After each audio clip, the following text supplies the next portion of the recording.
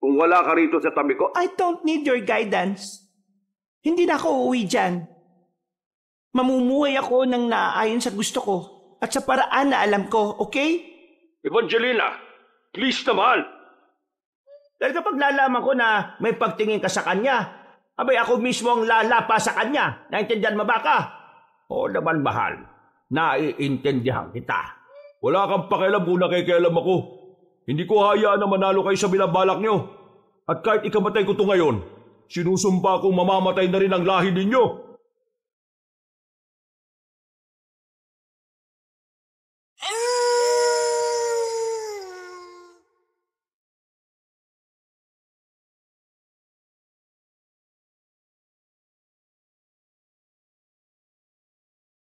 May parte ng ating buhay na akala natin ay kaya na nating tumayo sa sariling mga paa.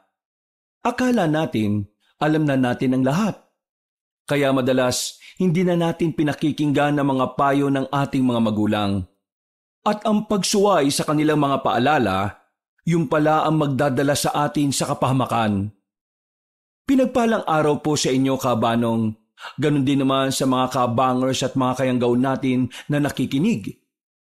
Ang kwentong ibabahagi ko ngayon ay tungkol sa isang pangyayari sa buhay ko na talaga namang umukit sa aking pagkatao. Isang karanasan na nagbigay sa akin ng matinding aral. Dito ko napagtanto na hindi porke kaya na nating mag-isip kung ano ang tama at mali, ay tama na rin ang lahat ng desisyon natin sa buhay. At dahil sinuway ko ang aking ama, nalagay sa panganib ang buhay ko. Muntikan na akong makulong sa kamay ng tinatawag nilang aswang. Kilalanin niyo na lang ako sa pangalang Eva, kabanong, mga kabangers at mga kayanggaw. Ito ang aking kwento.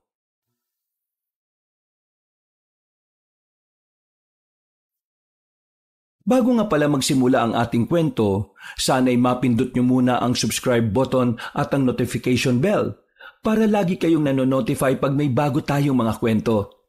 At huwag niyo rin kalilimutan mag-like at comment. Napakalaking tulong po ito sa ating channel para mas makapagatid pa kami sa inyo ng mga magaganda at mga nakakapangilabot na mga kwento. At ngayon, sa ating pagpapatuloy.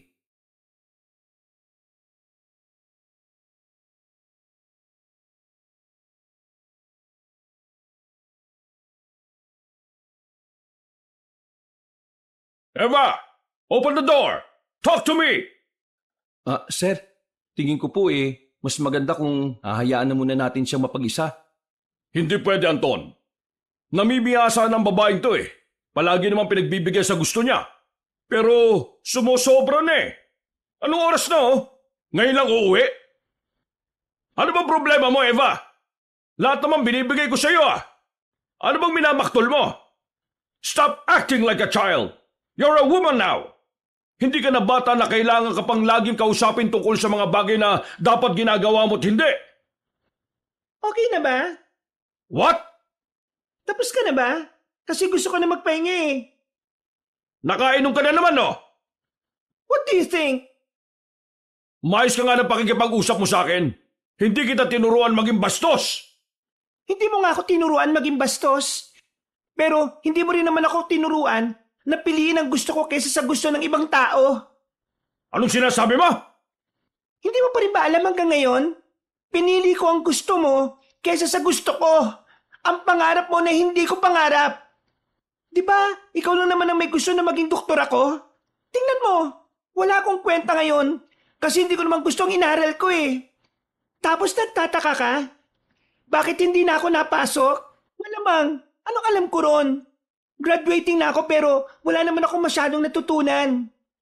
Pasok sa kabilang tenga, labas sa kabila lahat ng mga pinag-aralan namin. Hindi ko nga alam kung bakit pumapasa pa ako Pa, ayoko magdoktor. And you know it sa simula pa lang.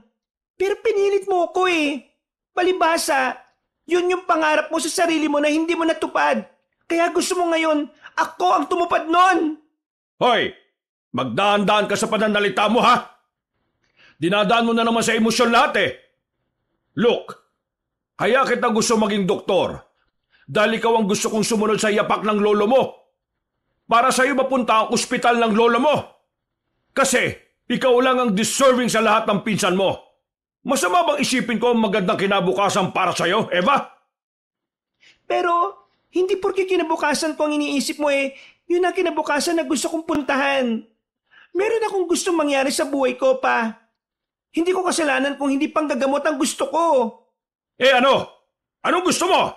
Magpinta-pinta? Gusto mo magaya sa mama mo na yun lang ang ginawa sa buhay? Iniwan ang magandang trabaho sa ibang bansa, umuwi sa Pilipinas para magpinta-pinta? Tapos ano nangyari? Wala! Wala rin nangyari sa buhay niya. Wala rin namang napala kasi hindi rin naman nakilala ang mga gawa niya. Nasaan ang pinta niya? Nasa bodega. Nasaan ang mama mo? Wala! Nag-asawa ng iba! Nagkasawa ng iba si mama kasi yung lalaking nakilala niya ay malayong-malayo sa'yo. Yung lalaking yon, kayang suportahan si mama sa pangarap niya. Habang ikaw, hindi. Kaya hindi ko rin talaga masisisi si mama kung bakit siya umalis Kahit din naman ako, ganun din ang gagawin ko. Itong talent ko sa pagpipinta. Kay mama ko to naman At ayaw kong masayang yon. Buti pa nga si mama Kahit na alam niyang pareho kami ng interes sa buhay, hindi niya ako pinilit na maging kagaya niya. Hinayaan niya akong piliin ang gusto ko. Samantalang ikaw, gusto mo akong maging kagaya mo. Maging kagaya ng ibang tao na hindi ko naman gusto maging. Kahit tanungin pa natin si Anton kahit kailan, hindi magiging tama na ipilit mo ang gusto mo para sa iba. Hindi ba, Anton? Ha? Tama naman. Opo, tama naman po ang sinabi niya. Tama! Ibig sabihin mali ang gusto ko na maging mabuti ang kinabukasan niya. Hindi naman sa ayaw ko sa talent niya. That's gift from God. What I'm trying to say, maging praktikal. Sa bansang ito, hindi masyadong nabibigyang pansin ng mga artist. Kaya kung yan ang pipiliin mo, hindi kanyan mabubuhay. Now tell me, Anton, mali ba ako? Kasi po sir, may punto naman po kayo, pero... Anton, kung ikaw ang nasa kalagayan ni Papa, gagawin mo rin ba ang gusto niya para lang magkaroon ng magandang kinabukasan ng anak mo? Teka, bakit parang nasali ako rito? Sumagot ka! Sir, nakatayo lang po ako dito. Bakit po? Sagutin mo ang tanong ko, Anton! Kung ako ang nasa kalagayan ni Mr. Ramil, hindi ko pipilitin ng anak ko maging doktor kung hindi yun ang gusto niya. Kung inaalala ko lang naman ang kinabukasan niya, hindi ko pakikialaman ang landas na gusto niya. Kasi kaya nga ako nagpakayaman Kasi gusto ko, wala nang iintindihin yung anak ko para sa kinabukasan niya. Kaya ako naging mayaman para maging maayos ang future niya. Kaya palagay ko, hindi convincing na dahil sa future kaya pinipilit nating maging ibang tao ang isang tao. Lalo na kung kayang-kaya naman na nating isecure ang kinabukasan ng anak natin habang malaya sila sa gusto nila. So, sinasabi mo nga na mali ako? Kasi sir All the time, kapag nag-o-open ako ng problema sa'yo, palagi kang sumasang-ayon sa akin. Tapos ngayon, biglang ganito ang sasabihin mo? Sir, sang-ayon ako sa gusto niyong maging maayos ang kalagayan ni Ma'am Eva.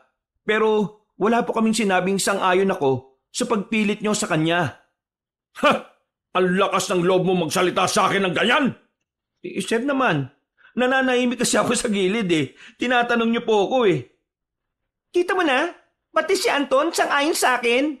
Kasi alam ni Anton na hindi yun tama. Kaya pa, huwag niyo na akong pilitin na gawin ang mga gusto ninyo. Sa ayaw at sa gusto mo, magiging doktor ka. Ipapasikaso ko na ang mga papeles mo. Sa Amerika na magtutuloy ng pag-aaral mo. Ano? Sa Amerika na magtutuloy ng pag-aaral mo. Pumayag ka man o hindi, wala ka na magagawa. Punong-puno na ako sa iyo Alam mo Eva, lahat na binigay ko. Ilang konsiderasyon na rin ang ginawa ko para sa iyo. Pero sinagad mo ang pasensya ko Palagi mo akong sinusuway. Palagi mo akong binabastos. Kaya kahit umiyak ka pa ng dugo ngayon, ako ang masusunod dahil ako ang nakakalam kung ano ang mas makabubuti para sa iyo. Pa? Mag-aaral ka sa Amerika. End of discussion.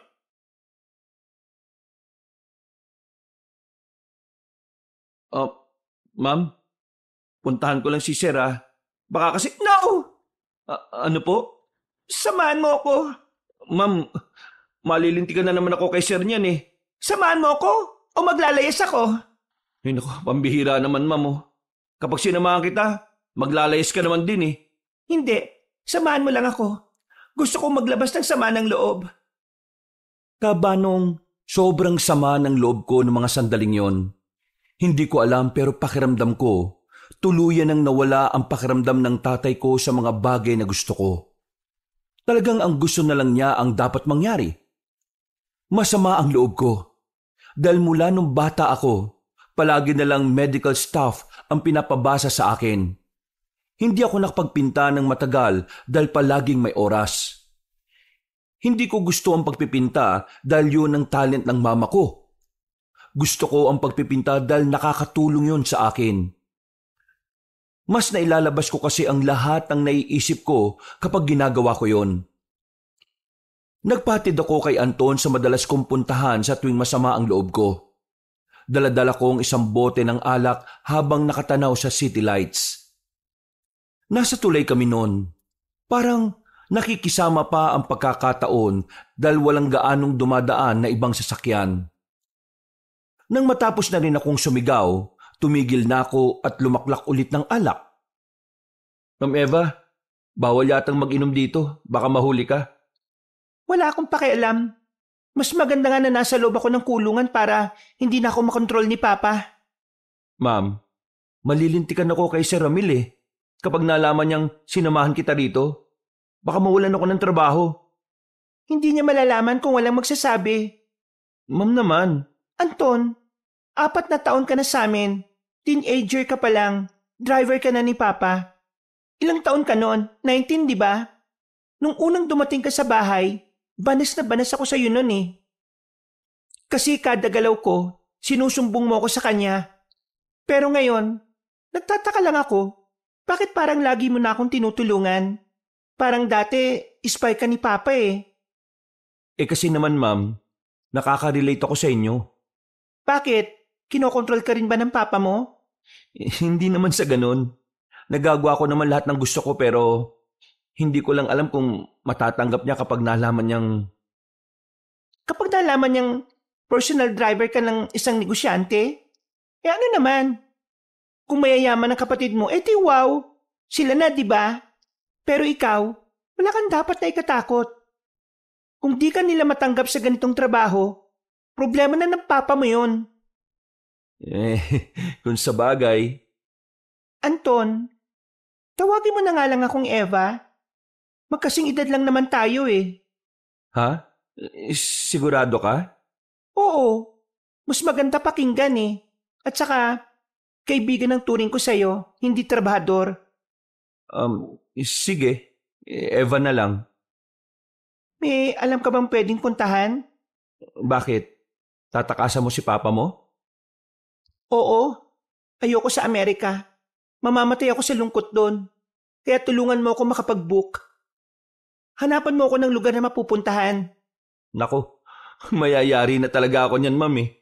Baka mamaya matanggal na talaga ako sa trabaho. Papayaran naman kita ng malaki eh. Tulungan mo lang ako makatakas. Eva, hindi kita matutulungan dyan. Kapag ginawa ko yan, para na rin kitang tinulungang kalimutan ng tatay mo. Ayoko mas lalo kayo magkagalit. Pero ayos lang sa'yo na dalhin ako sa Amerika kahit alam mong hindi magiging maganda ang buhay ko ron? Napakamot si Anton. Alam kong nahihirapan siya dahil kahit wala naman siyang kinalaman, naiipit siya sa amin ni Papa. Pinagkakatiwalaan din kasi siya ni Papa sa maraming bagay. Sa 4 na taon niyang nagtatrabaho kay Papa, marami na rin naman silang napagsamahan. Pero hindi rin naman may tatanggi na may mga napagsamahan na rin kaming dalawa.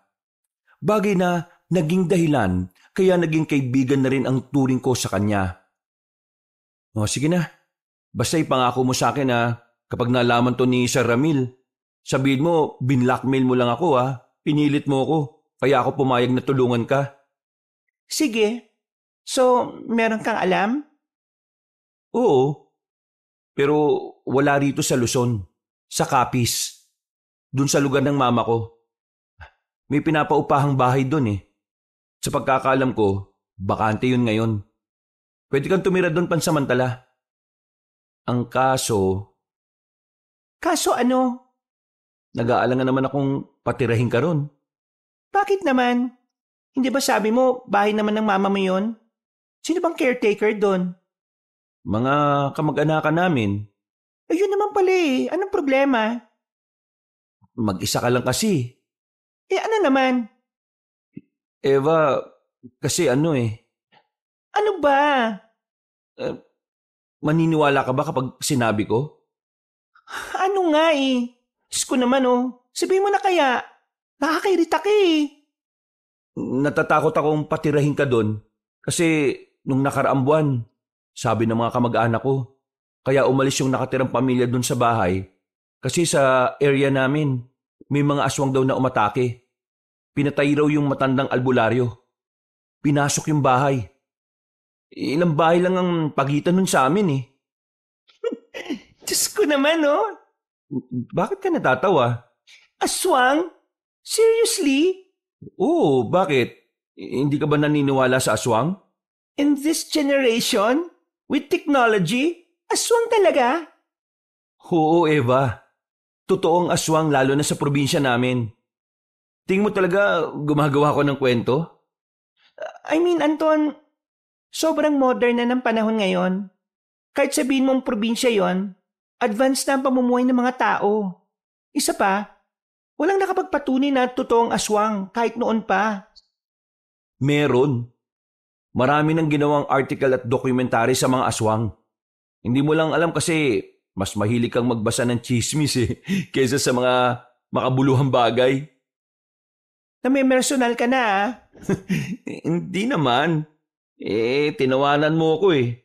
Habang nag-aalala ako sa'yo. Isang malaking joke lang para sa'yo yung sinabi ko. Okay, fine. Sorry. Eva, wala akong pakialam kung maniwala ka o hindi ah.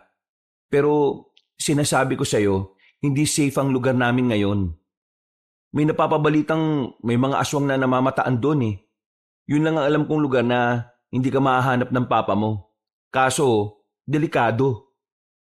Sa ibang lugar, I mean, hindi dun sa inyo, pero sa Capiz, sa city ba pwede? Gusto ko dun na lang eh, para if ever na may kailangan ako, pwede ako makahingi ng tulong sa mga kamag-anak mo. Ayoko ko sa ibang lugar eh. Hindi ko kayang walang malalapitan. Meron akong alam na paupahan, pero maliit lang. Gaano ba katagal? Matagal. Pwede na nga rin for good eh. Basta, ayaw ko lang dito sa Maynila. Mahahanap ako ni Papa rito eh. Yung somewhere na malayo. Mas good sa akin yon. O sige, kukontakin ko yung kakilala ko sa paupahan. Para pagdating mo ron, siya na lang ang susundo sa'yo. Hindi kita pwedeng ihatid dun eh. Makakahalata yung papa mo. O sige, maraming salamat. Kahit na papaano ka, Banong, ay magaan ang pakiramdam ko dahil alam kong meron akong kakampi. Matapos ang usapan namin doon, umuwi na rin kaming dalawa. Buti na lang wala si Papa sa bahay kaya hindi niya nalamang umalis ako. Nahiga agad ako sa kama.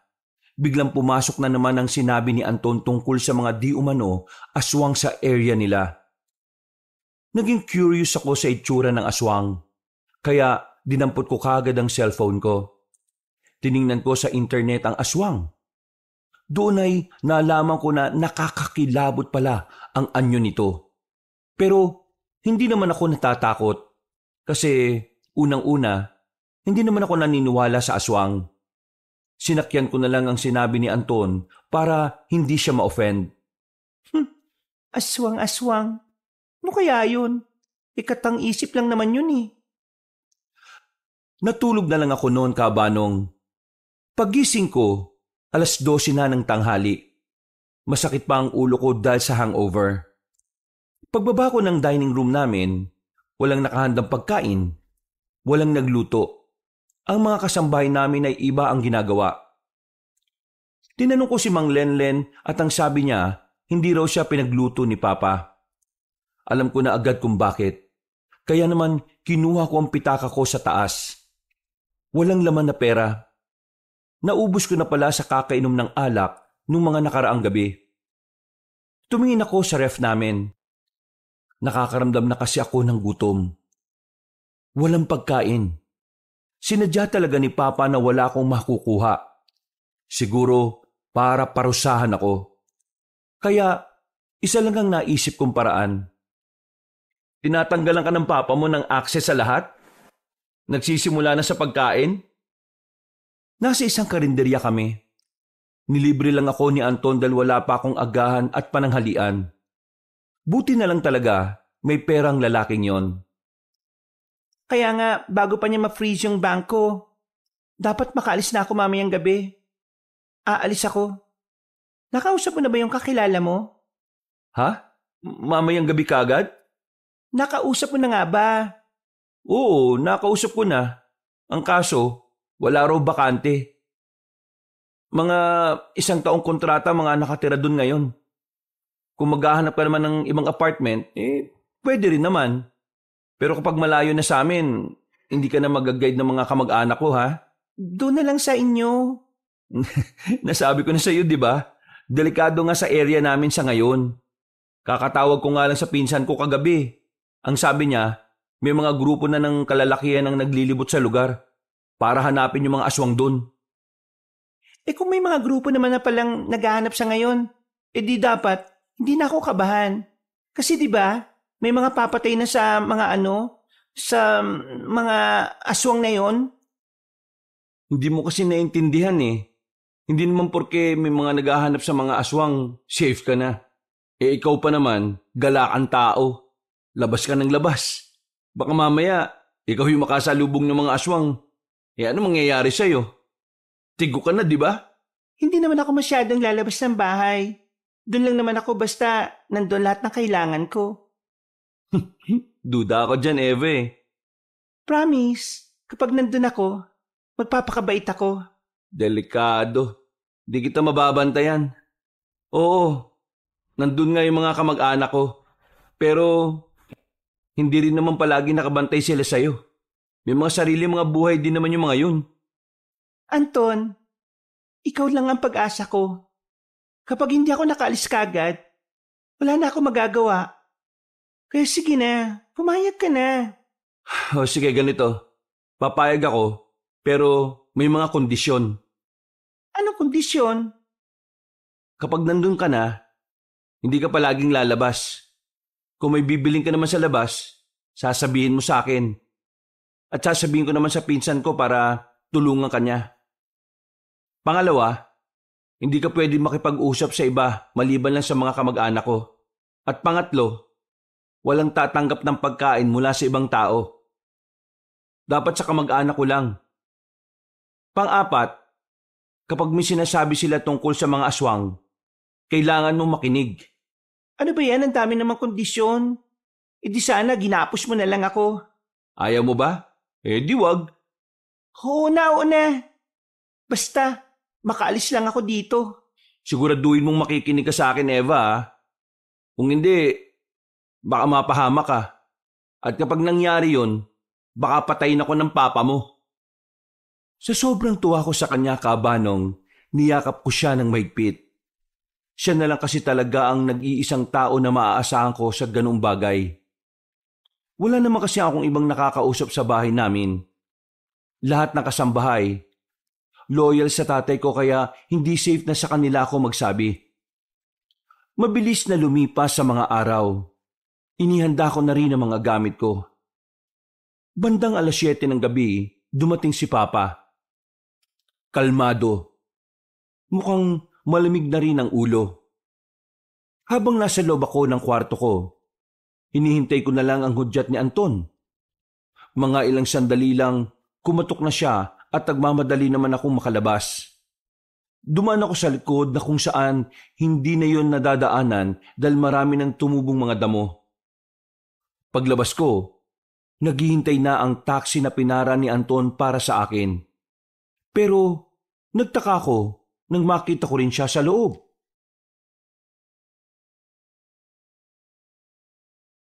Oh, Bakit ka nandito? Nag-file ako ng 2 weeks leave. Umayag naman ng papa mo. Sinabi ko na lang na kailangan ko makauwi ng Capiz. Aba bakit? Akala ko ba ayaw mo munang umuwi sa inyo? Hindi ako komportable eh. Kaya sasamahan kita ron.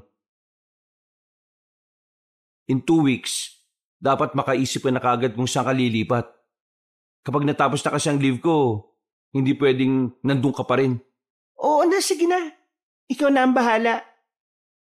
Habang nasa biyahe kami kabanong, ay nakatingin lang ako sa labas. Kinakabahan. Nababahala sa kung ano man ang magiging reaksyon ni Papa sa ginawa ko. Pero buong buo na talaga ang loob ko noon. Wala nang magbabago sa desisyon ko. Ang tanging nasa isip ko noon, hindi ako papayag na dalhin ako sa ibang bansa. Makalipas lang ang ilang oras, ay nakarating na rin kami sa pier. Hindi kami nag-eroplano dahil may kakilala si Papa sa mga domestic airport dito sa Pinas. Kaya ang ginawa namin ay nagbarko na lang kami. Sobrang tagal ng biyahe pero kinaya ko. Hindi ako nasuka sa barko kahit na first time ko. Wala rin akong hilo na naramdaman. Hindi ko alam kung bakit. Nang makababa na kami ng barko, ang dami na kagad na mga bilihan ng pasalubong ang nakita ko sa labas. Tuwang-tuwa ako kabanong, para akong bata na nakawala sa koral. Oo, wag kang basta-basta nahawak ha. Bibili ako. Pati ba ito bawal? Hindi naman bawal.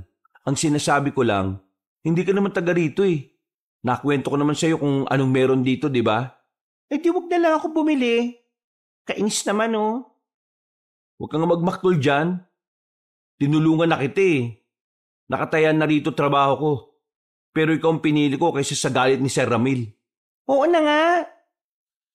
Pumara na agad kami ng tricycle. Nakasakay naman kami kagad dahil marami naman ang nakaparada sa labas ng pier. Pagkatapos, sumakay kami ulit ng maliit na truck. Kakilala kasi ni Anton ng driver. At para makatipid, nakisakay na lang kami doon. Bandang 4:00 na kami ng hapon nakarating sa barangay nila. Magkakalayo ang mga bahay doon. Malayong malayo sa Maynila na sobrang dikit-dikit na mga kabahayan.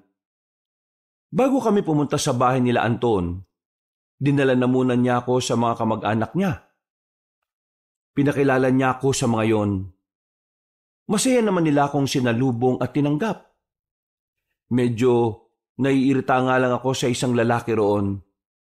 Pinsan niya, sobrang daldal. Pinagkamalan niya pa kaming nagtanan ni Anton. Eba, pasensya ka na sa mga kamag-anak ko ha. Ganun talaga mga yun eh. Maiingay, makukulit. Ay nako, lalo na yung kalbo. Si Elias? Oo, makulit yun. Siya yung pinsan ko na magbabantay sana sa'yo rito kung hindi ako sumama. O tara na, pasok na. Malaki rin pala tong bahay niyo eh. Ay oo naman. Regalo ito ng panganay namin kay Mama. Kaso si Mama, biglang natanggap yung application niya sa Canada. Kaya doon na siya nagstay. Paminsan-minsan lang nauwi si Mama dito. Kaya itong bahay, mga kamag-anak ko lang talaga yung gumagamit kapag walang umuupa. Ilan kayo magkakapatid? 7 kami. Lahat may pamilya na, ako na lang ang wala. Lahat din successful. Tapos ako, never mind. Pero okay lang. Mas payapa naman ang buhay ko eh. Magulo kaya kapag may mga anak ka na, sabayan pa na masungit yung asawa na parang pinaglisa sa mga ng loob. Kung sa bagay, ako nga rin ayoko magkaroon ng pamilya eh. Hindi pa ako handa. Sarili ko nga hindi ko maayos eh. Pero ba't kaya yung iba no? Yung ibang tao ang lalakas ng loob gumawa ng anak ko, ng pamilya kahit hindi pa sila handa. Tapos, kapag nahirapan, sa magulang aasa, hindi ba kawawa naman yung mga batang ginagawa nila? Puro kasi init na katawan ng ginagamit nila, hindi utak eh. Puro bukaka, puro tuwad. Akala mo naman may mga pera. Magbubuntis ng 9 na buwan. Kapag manganganak na, walang pabayad sa ospital. Kaya hindi mo unlad ng Pilipinas eh. Kasi may mga ganyang tao. Tapos, alam mo kung ano pang nakakabwisit dyan. Kapag may mga pang-ayuda, yung mga walang trabaho, walang ginagawa sa buhay. Yung may maraming anak na wala namang ginawa kundi mag-anak na mag-anak. Sila pa'y nakakakuha ng mga ayuda na yan. Pero yung mga taong hirap sa trabaho, nagsisikap kumita, nagsisikap sa buhay, at nagbabayad ng maayos na buwis, sila yung nakakatanggap ng ayuda, lalo na sa mga kalamidad. Mismo. Ganyan din ang naiisip ko eh.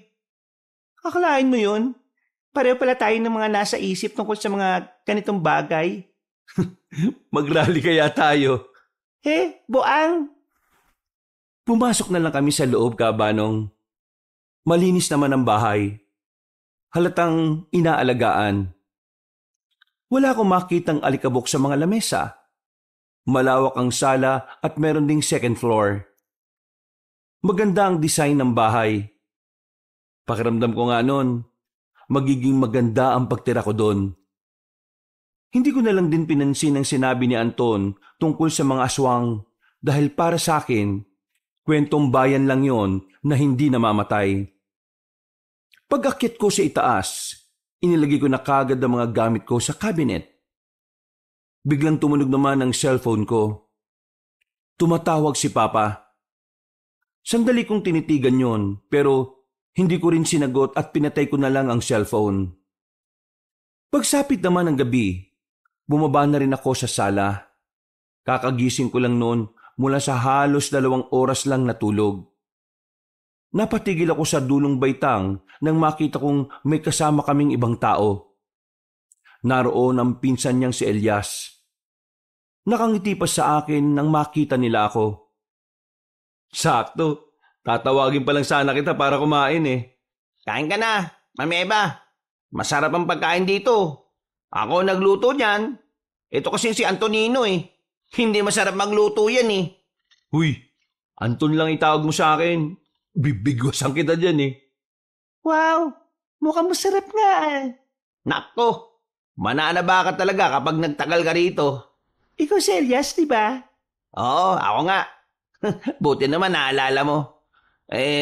Pasensya ka na ha. Madaldal ako eh. Naninibago lang ako kasi may dinala rito si Insan. Teka, matanong ko lang. Hindi ba talaga kayo nagtaanan? Hindi. Hindi ko naman boyfriend yung pinsan mo eh. Hiningi ko lang ang tulong niya kasi gusto kong takasan yung papa ko.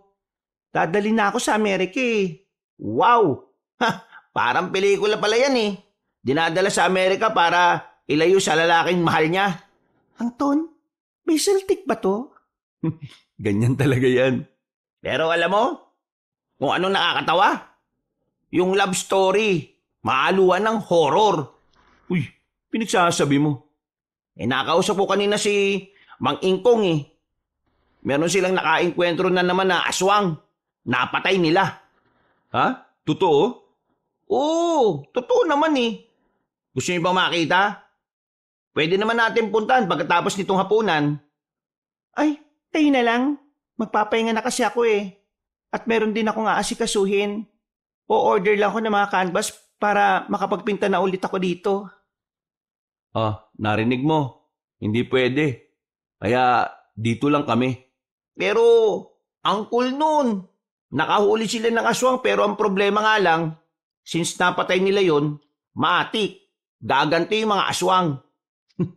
Nananakot ka lang eh. Alam mo namang may ibang tao. Hindi ako nananakot ha. Siyempre dapat malaman niya na yung mga lugar na pinuntahan niya, hindi gaya ng Maynila. Ganun ka totoo na may aswang? Naniniwala ka ba sa Diyos? Oo naman no. Ganun ka totoo na may aswang? Minsan, wag na muna natin pag-usapan yung ganyan. Kararating lang niya dito eh. Hayaan mo na munang makapag-relax yung tao. Di sige.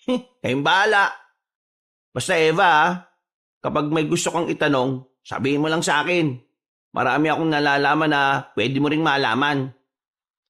Hindi na ako sumagot, Kabanong. Ngumiti na lang ako ng papilit. Pero ang totoo, iritado na talaga ako sa pinag-uusapan nila. Maya-maya lang, umalis na rin si Elias. Nakakuha na rin ako ng pagkakataon para tumutok sa laptop ko. Habang naghahanap ako ng mga art materials online, napansin ko ang maliit na painting na nasa sala, nakadikit sa harapan ng pinto. Yan, binili ni Mama yan bago siya umalis. Mahal yan. Gawa raw yan ng matandang pintor dito sa Capiz. Kaso nga lang yung puminta niyan biglang nawala. Hindi na natagpuan kahit na kailan matapos mabili ang mga obra niya. Maganda makahulugan yung gawa niya. Pero, aswang yung nasa painting, di ba? Oo, aswang nga. May usap-usapan nga na dahil sa mga painting na ginawa niya, kaya siya nawala. Inaala ng karamihan mga aswang ang kumuha sa kanya. Talagang buhay na buhay yung usapin ng aswang, ha? Oo, kapag dito ka tumira, di magtatagal maniniwala ka na rin Pero sana, wag mong makita. Kasi baka hindi mo kayanin yung takot Mas takot pa ako mamuhay sa Amerika ng mag-isa. Kesa dyan sa sinasabi niyong aswang-aswang na yan, no? Hindi naman kita pipiliting maniwala. Ikaw na lang ang bahalang humusga rito habang nandito ka pa. Tumango na lang ako sa kanya, Kabanong. Matapos sa mga ginagawa ko, natulog na rin ako. Sa sobrang pagod, hindi na ako namahay. Agad ako nakatulog at kinabukasan, maaga rin naman akong nagising. Hindi ako sanay sa katahimikan ng paligid. Sa bahay kasi, maaga pa lang maririnig mo na agad yung mga ingay sa labas. Pagbaba ko, nakita kong palis na si Anton kasama ang pinsan niyang si Elias. Oh, saan kayo pupunta? Mamimili kami ng mga pang-imbak sa ref. Ay, sama ako. May usapan tayo, di ba? Kasama ka naman Kasama ko kayo. Insan naman, ano bang gagawin mo sa kanya rito? Iimbak mo sa bahay na ito? Ilabas mo naman siya minsan, to naman Oo nga naman, ikaw talaga. Mabuburyo yan rito. Kaya dapat nilalabas mo rin para hindi kayo naaway. Sige na nga. Sumama ka na. Basta yung sinabi ko sa'yo tatandaan mo. Tungtuwa ako noon, Kabanong, kaya agad akong naligo at nagbihis. Sumakay kami ng tricycle ni Elias. Habang nasa biyahe kami, masaya ko pang pinagmamasdaan ang mga nadaraanan naming palayan. Kinukuhanan ko pa ng picture ang mga yon. Makalipas lang ang halos 15 minutong biyahe, nakarating na rin kami sa tinatawag nilang market. Malawak na palengke. Sobrang daming tindahan doon. Nakakahilo mga tao. Parte na raw kasi yun ng bayan. Mura lang ang mga bilihin dito. Hindi gaya sa Maynila. Yung siling labuyo doon sa inyo, sobrang mahal Dito sa amin, makakabili ka ng isang dakot 5 piso lang. Hindi niya alam yan. Hindi naman namamalengke yan sa kanila Ay, oo nga pala Mayaman ka nga pala. Kapag nakauwi ka na lang sa inyo, kwento mo na lang sa mga kasambahay ninyo na mas mura ang mga bilihin dito. Manahim ka na nga. Inugulo mo na naman Tingnan mo, iritado na naman sa'yo. Lumapit na kami sa tindahan ng mga gulay at nagsimula na rin silang bumili. Habang ako, Kabanong, nasa gilid lang. Nililibot ang tingin sa paligid. Maya-maya lang, napansin ko na lang ang isang matandang babae na nakatingin sa akin. Ngumiti ako sa kanya, pero nanatiling seryoso ang mukha niya. Akala ko nung una, meron siyang sasabihin sa akin. Sinubukan ko siyang lapitan, pero naglakad siya palayo. Sinundan ko siya pero hindi ko na siya nakita. Mabuti na lang ay nasundan din ako nila Anton at Elias. Eva naman, saan ka ba nagpupunta? Hinabahan naman ako sa iyo Eto, gusto ko kasi nito Ano? Nakakain ka ng ampalaya? Ayos Oo. Bili tayo nito. Nagdahilan na lang ako noon sa kanila, Kabanong. Pero ang totoo, naging curious ako roon sa matanda. Pakiramdam ko kasi, may gusto talaga yung sabihin. Makahulugan kasi ang tingin niya sa akin.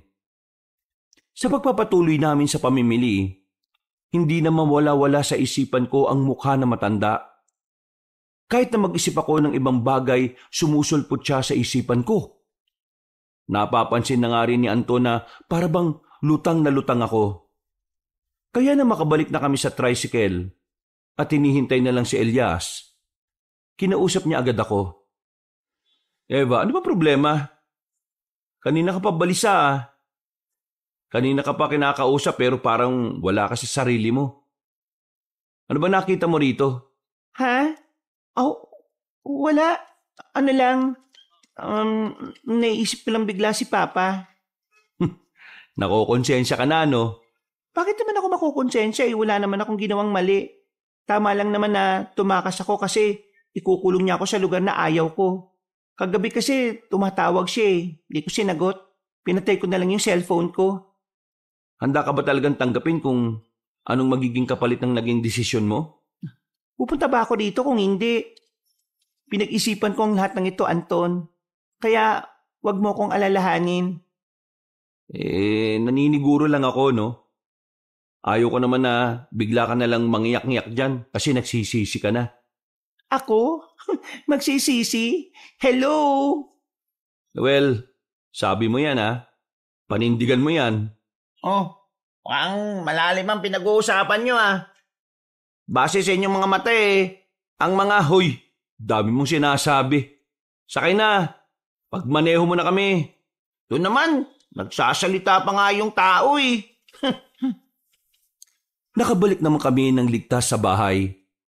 Agad naman silang nagluto habang ako, hindi ko pa din alam kung paano ako o-order ng mga gagamitin ko sa pagpipinta.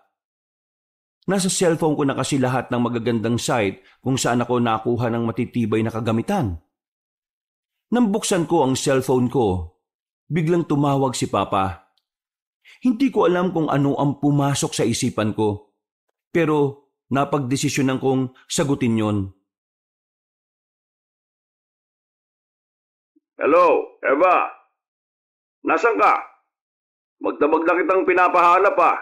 Nasaan ka na naman ba nagpunta? Akala mo ba walang nag-aalala sa'yo rito? Umuwi ka ng bahay ngayon din. Hindi na ako uuwi dyan pa. Anong pinagsasasabi mo? Umuwi ka rito. This is your home, Eva. Kaya? Home? Home ang tawag mo dyan? Home talaga? Tapos may tatay akong kinokontrol ang sarili kong buhay? Listen pa, hindi na ako uuwi dyan dahil ayaw kong dalin mo ako sa Amerika. Never! Eva, wag mong sinasagad ang pasensya ko ha.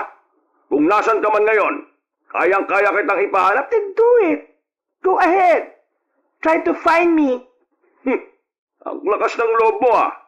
Ano bang nangyayari sa'yo ha? Ginagawa ko naman ang lahat ng ito para din naman sa'yo. Bakit ka maganyan? Ibigay mo ang kalayaan na gusto ko at malalaman mo kung anong tunay na makapagpapasaya sa akin pa. I'm tired. Please, wag mo na akong kontrolin. Hayaan mo na lang akong gawin kung anong gusto ko. Buwi ka na muna rito sa bahay at dito natin pag-usapan ng mga bagay na yan. Anong tingin mo sa akin, bata? Alam kong kapag umuwi ako dyan, hindi na ako makakaalis.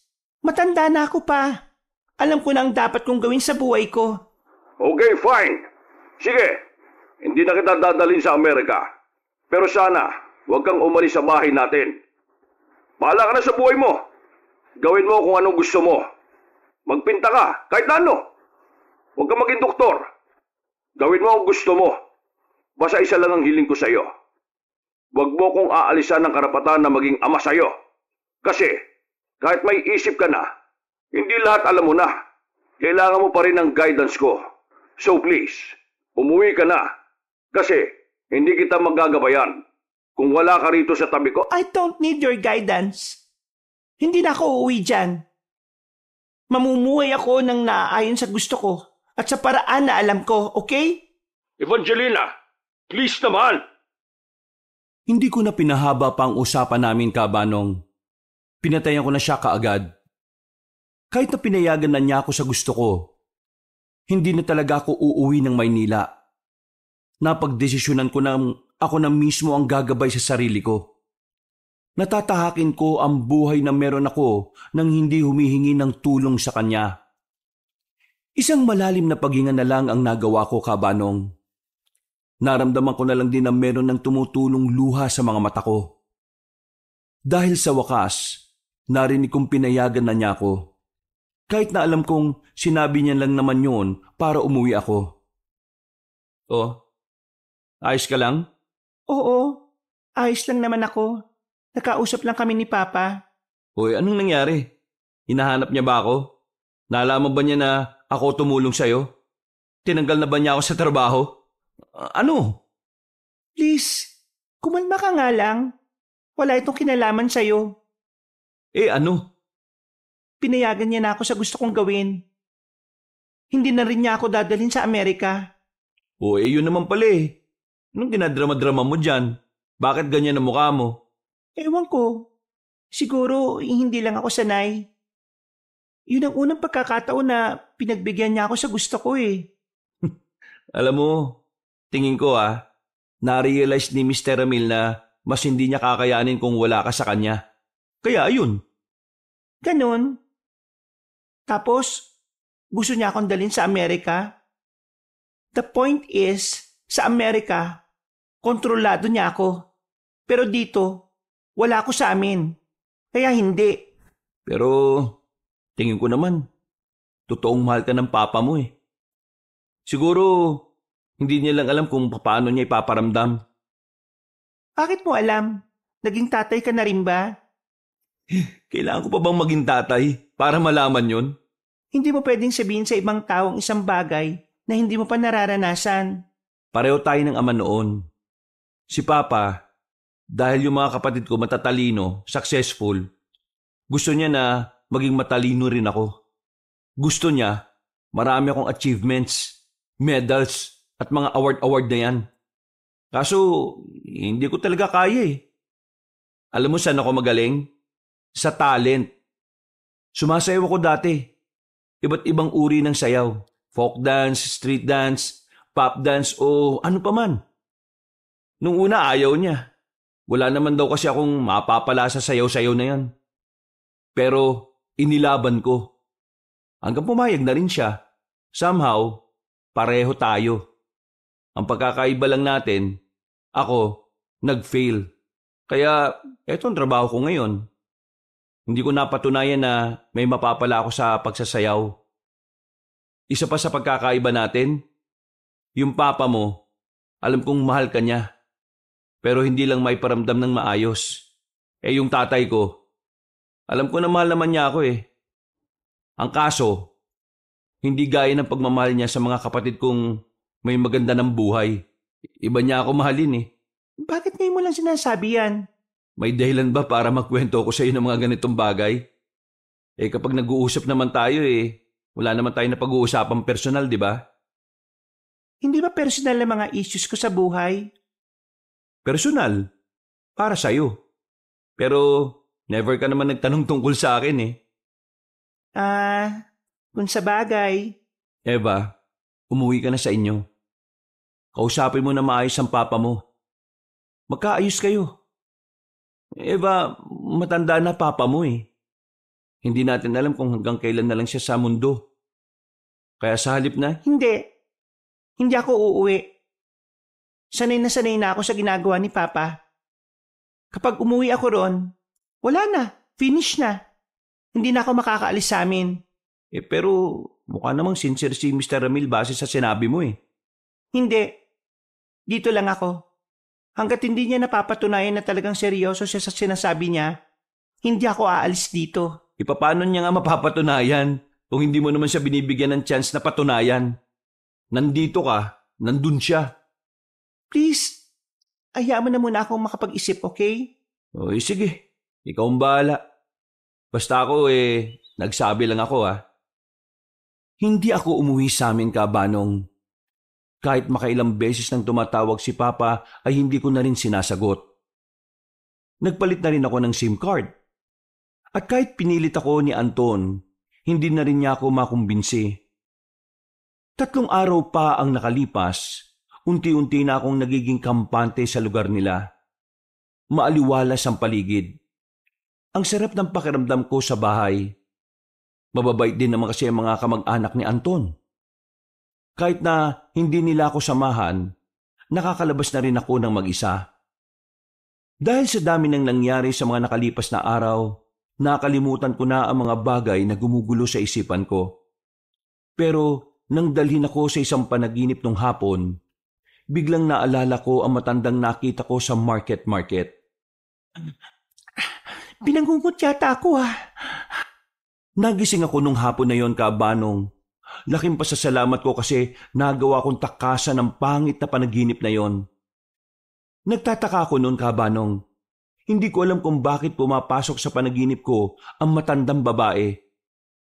Nakangiti lang naman siya sa panaginip ko. Pero hindi ako komportable sa ngiting yon. Lalong-lalo na kapag nagtatama ang tingin namin. Buti naman, gising ka na, Eva. May gagawin ka ba mamayang gabi? Ilang beses ko namang sasabihin sa'yo na hindi tayo talo. Pambira. Hindi naman yung tungkol dun eh. Oo, alam kong hindi mo ako gusto. Pero tinanggap ko na naman na yun. Ikaw itong laging nagbabanggit eh. Tanggap ko nang binasted mo ko, no? Kaya move on na. Sino ba naman kasing matinong babae ang sasagutin ka? Ilang araw pa lang naman tayo magkakilala. Isa pa, nasabi sa akin ni Anton na siraulo ka daw eh. Hanip talaga tong pinsan ko. Siniraan pa ako. Ano bang sasabihin mo? Death anniversary kasi ng tiyuhin namin. Mamayang gabi, may handaan dun sa kabilang bahay. Marami kaming nandun. Halos lahat ng kamag-anak namin. Kaya sabi ng ibang tiyahin namin gusto ka raw nilang makita. Si Anton. Siyempre kasama yun. Ako lang ang nagsabi sa'yo kasi umalis siya ngayon eh. May binili sa bayan. O paano? Mamaya mga bandang 7:00. Baba ka na lang kapag ready ka na. O sige na, una na ako. Sandali. Bakit? May sasabihin ka pa ba? Kapag binabangungot ka ng paulit-ulit, anong ginagawa mo? Ha? Hindi mo alam yung bangungot? Alam ko. Ibig ko sabihin, binabangungot ka ba? Ngayon lang, oo. Buti nagising ako. Tapos nung nakaraan din, mga siguro 4 na beses na, 1 beses sa gabi, 3 beses sa ganitong oras, kapag malapit ng mag 6 p.m. Kapag 1 beses kang binangungot, pwedeng dahil lang sa pagod. Sa kung ano yung nakita mo bago natulog o kung ano man yung napanood mo. Pero yung paulit-ulit, may ibang kahulugan na yan. Ibang kahulugan na ano? Sabi ni Anton, hindi ka naman naniniwala sa mga kakaibang bagay eh. Baka hindi ka rin naman maniwala sa akin. Sabihin mo na. Mali mo naman maniwala ako, di ba?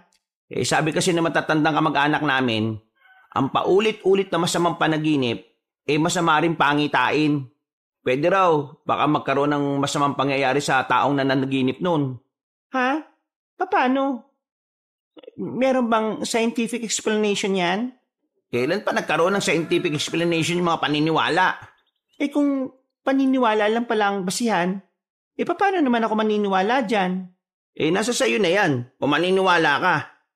Ang akin lang naman sinasabi ko sa'yo, para kahit paano magkaroon ka ng basihan. Pero kung sakaling lumalayang panaginip mo, huwag kang magdalawang isip na magsabi sa amin ha. Tandaan mo, napapalibutan ka ng pamilyang maraming paniniwala. Kagaya ng... Maraming bagay. Mga bagay na ayaw mong paniwalaan. Kagaya ng aswang? Kagaya ng aswang. Sige na, bumaba ka na. Mamaya ha. Mabilis na lumipas sa mga oras. Sumapit na rin ang kinagabihan.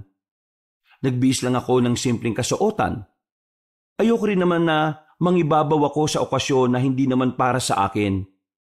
Isa pa, ayaw kong ituring nila akong mataas dahil lang galing ako sa pamilyang marangya.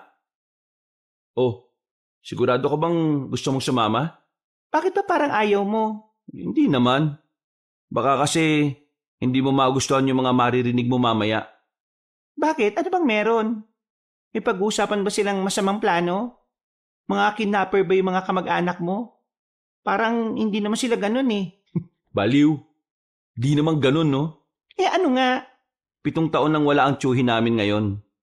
At tuwing anniversary ng kamatayan niya, palagi na pag-uusapan ng dahilan kung bakit siya nawala.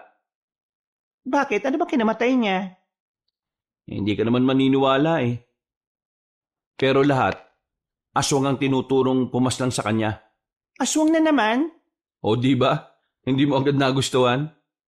Paano pa kapag nandun ka na mamaya? O sige na, tuloy mo. Kung hindi ka interesado, wag mo nang pilitin ng sarili mo. Sige na nga kasi. Sabi mo kung anong nangyari. Para pagpunta ko ron, meron na akong ideya sa pag-uusapan nila. Yung chewing kasi namin na yon, madalas nasa gubat para mangaso. Nagkataon na yung nahuli niyang baboy ramo aswang pala. Pumalag yung baboy ramo kaya nakatakas. Sabi ng mga kasama niya, akala nila hindi na raw babalik. Pero nung gumabi habang papauwi sila may umatake sa kanilang lalaking may timang balat. Direktang inatake si Tiyo. Biruin mo, marami silang naglalakad sa gubat na yun pero si Tiyo lang talaga yung inatake. At ang mas malupit pa doon, ang sabi ng mga kasama ni Tiyo, nakita nilang naging anyong baboy ramo yung aswang at saka tumakbo na mabilis. May mahabang kalmot si Tiyo sa mukha hanggang sa dibdib niya Di na siya nakaabot ng ospital. Sa mismong gubat pa lang, patay na siya. Sobrang lalim kasi nung kalmot Parang hiniwa ng katana. Ganun pala nangyari? Ganun pala. Akala mo naman naniniwala talaga siya Wala naman akong sinabing maniniwala ako, di ba? Ang sabi ko, kwento mo lang. Tara na nga. Basta ikaw na lang bahalang umintindi kung ano man ang maririnig mo doon Naglakad na kami paalis ng bahay, Kabanong. Pagdating namin sa bahay ng isa sa mga tiyuhin nila kung saan dinaos ang okasyon, marami na sa mga kamag-anakan nila ang nasa malawak na bakuran. Ang iba, nagiinuman na. Pero ang iba naman ay nagkukwentuhan ng tahimik. Pabulong ang mga boses nila. Hindi sila gaya ng mga tsismosa na abot hanggang kanto yung boses. Ngumiti ako sa kanila nang batiin nila ako. Dinala na muna ako ni Anton sa loob. Doon pinakilala niya pa ako sa iba niyang mga kamag-anak. Kumain kami ng sabay kasama si Elias. Maya-maya, lumabas na rin kami. Nagsimula akong makihalubilo sa kanila. Pero dahil nga hindi naman ako sanay sa maraming tao, mabilis na naubos ang lakas ko. Kaya bandang 10:00, nakiusap ako kay Anton na mauna na akong umuwi sa bahay. Pumayag naman siya dahil siya ang unang nakapansin na parang hindi na ako interesado sa mga kaganapan. O ano? Hatid na kita? Hindi na. Kaya ko na to. Isa pa, hahanapin ka nila Ihatid na kita. Baka mamaya kung ano pang mangyari sa'yo dyan Anong tingin mo sa akin, Lampa? Nakalimutan mo na ba kung ano yung ginawa ko sa lalaking nang bastos sa akin nung nasa mall tayo? Oo, alam ko. Di ko naman nakakalimutan yun Pero iba nga kasi dito. Kasi may aswang, kasi kapis to. Oo. Ano ka ba? Ayos lang ako, no? Walang ganyan. At kung sakaling meron man, hindi naman uubra sa akin yung mga yan Sigurado kang kaya mo Oo nga. Ang kulit mo naman. O sige na, bumalik ka na sa loob. Kailangan ka nila ron. Tumango na lang si Anton, Kabanong. Pagpasok niya ng gate, sinimulan ko na rin ang paglalakad. Hindi naman kalayuan ang bahay na tinutuluyan ko doon. Kayang-kayang lakarin. At isa pa, gumagana naman ang ilaw ng mga poste kaya hindi ako masyadong naiilang maglakad. Dinukot ko na lang ang cellphone ko para libangin ang sarili ko. Pero habang tutok ang mga mata ko sa screen, naramdaman kong parang merong sumusunod sa akin. Sinuyot ko ng tingin ng paligid. Sino yan? Kung sino ka man huwag mo akong pagtripan. Hindi mo alam kung ano ang kaya kong gawin. Walang sumagot sa akin, Kabanong. Pero nung mga oras na yon, mas lalo ko pang narinig ang mga kaluskos sa paligid. Sinarado ko na ang mga kamao ko. Aminadong kinakabahan ako pero ang nasa isipan ko ay hindi aswang, kundi holdapper ang gumagawa ng mga ingay na yon. Pinagpatuloy ko ang paglalakad ko, pero nagulat ako nang biglang may nakita kong isang matandang nakatayo sa gilid ng poste. Mahaba ang buhok niya, pero hindi ko maaninag ang itsura. Sino ka? Ikaw ba yung sumusunod sa akin? Isang berhen. Ha? Ano sinasabi mo? Ikaw ay berhen. Oo nga, virgin pa ako. Ano naman ngayon? Inggit ka ba? Ikaw ang nararapat para sa kanya. Pinagsasabi mo, Manang. Trippings ka ba? Huwag niyo akong guluhin, ha? Maglalakad na sana ako nang marinig kong parang umangil siya. Pagkaharap ko ulit, nakita kong parang lumulutang na yung buhok niya at yung mukha naman niya ay hindi na nakakatuwa. Nakakatakot na, Kabanong. Nakakakilabot. Ang una kong ginawa, tumakbo ng mabilis palayo roon. Pero hindi ko inaasahan na masusundan niya ako. Nang lumiko ako sa isang kanto, bigla siyang nasa harapan ko na. Saan ka pupunta? Hindi mo maaring iwasan ang kapalaran mo. Ikaw ang pag-asa namin. Sumama ka sa akin. Sino ka bang bruha ka? Ano ka ba? Tantanan mo nga ako. May galang ako sa matatanda pero kung makulit ka, sasapakin ko yung pagmumukha mo. Isasama na kita kung saan ka dapat na babagay. Ikaw ang pag-asa naming lahat. Sa iyong dugo nakasalalay ang makabagong henerasyon ng mga aswang. Aswang? Aswang ka? Oo, aswang ako. Di ako naniniwala, no? Ang pangit mo. Tumakbo ulit ako, Kabanong. Hindi ko alam kung saan ang direksyon ko basta ang tanging nasa isip ko, maiwanan ng matandang yon. Pumasok ako sa kagubatan na nagbabakasakaling hindi na niya ako makita roon. Mas marami kasing puno doon na pwede kong mapagtaguan. Makalipas lang ang halos 5 minuto, muli akong lumabas. Babalik na sana ako sa kalsada pero bigla na naman siyang lumitaw sa harapan ko. Nasampal ko siya ng malakas. Kaliwat kanang palad ko ang ginamit ko sa kanya. Nakaramdam siya ng pagkahilo kaya nagmamadali akong tumakbo paalis. Pero sa kasamaang palad, nadulas ako at nahulog sa bangin. Hindi naman malalim ang bangin pero marami mga kahoy na nakabara. Tumama ang likod ko roon. Tumama rin ang ulo ko na nagdulot sa akin ng matinding pagkahilo. Susubukan ko sanang makatayo pero parang sobrang bigat ng katawan ko. Bago ako nawalan ng malay, nakita ko na lang na hinihila na niya ako paakyat. Kabanong, paggising ko, nasa isang bahay na ako na hindi ako pamilyar. Sementado, pero alam kong hindi yun bahay ni Anton. At ang masakla pa ron, wala akong maalala. Tumingin ako sa gilid. Nakita kong isang matandang babae. Tahimik na naghihiwa ng gulay sa maliit nilang kusina. Napalingon siya sa akin at napangiti nang makitang gising na ako. Nasa sofa ako noon.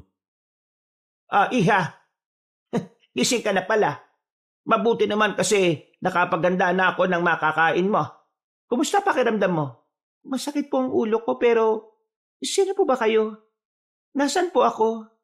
Anong lugar to? Halak ka. Hindi mo na ba ako naalala? Wala po akong maalala eh. Hindi ko rin alam kung saan ko nakuha itong sugat ko sa bandang noo ko. Pati na rin itong mga gasgas ko sa paa. Sino po ba kayo? Ano po bang lugar to? Diyos ka. Hindi kaya nagkaroon ka ng amnesia, Apo? Apo? Oo, Apo kita. Hindi mo ba maalala? Hindi ko po maalala eh. Diyos ko, ano ba nangyari sa'yo? Akala ko naman ay simpleng aksidente lang ang nangyari. Nabura pa lang alaala mo. Ano po ba nangyari sa akin? Nangunguha kayo ng mga mangga ng mga pinsan mo. Tapos, lalaglag ka. Sumabit ang paa mo sa mga sanga. Tapos pagbagsak mo, tumama ka sa ugat ng puno. Kaya ayan, pumutok yung bandang noo mo. Wala ka ba talaga maalala? Wala po ako maalala talaga eh. Talagang hindi mo ako makikilala. Wala kang maalala eh. Basta, ako ang lola mo. Si Lola Tonya. Gulong-gulo ang utak ko noon, Kabanong. Wala talaga akong mahalukay sa utak ko. Kahit na anong gawin ko, kahit ang pangalan ko noon, hindi ko rin alam. Sinabi lang sa akin na matanda na Emmy ang pangalan ko. Noong mga sandaling yon, unti-unti akong naniwala na siya nga ang lola ko, na doon talaga ako nakatira. Na matagal ko nang kinagis na ng lugar na yon, pero sa kaloob-looban ko, nararamdaman kong parang may kakaiba. Para bang may mali. Para bang may mga bagay na hindi ko talaga alam at dapat ko lang talagang maalala. Pero sadyang blanko talaga ang utak ko. Huwag mo na munang pilitin na may maalala ka, Apo. Kasi baka lalong sumakit ang ulo mo. Bukas ng umaga, ipapasuri kita sa kakilala ko. Pero sa albularyo lang, ha? Alam mo namang walang ospital dito sa atin. Nag-aalala ko baka mamaya kung ano na nangyari sa'yo. Sige po. Gusto mo bang lumabas? Gusto mo bang makita ang mga pinsan mo? Pati na rin si Bideng. Si Bideng? Sino po yun? Siya ang mapapangasawa mo.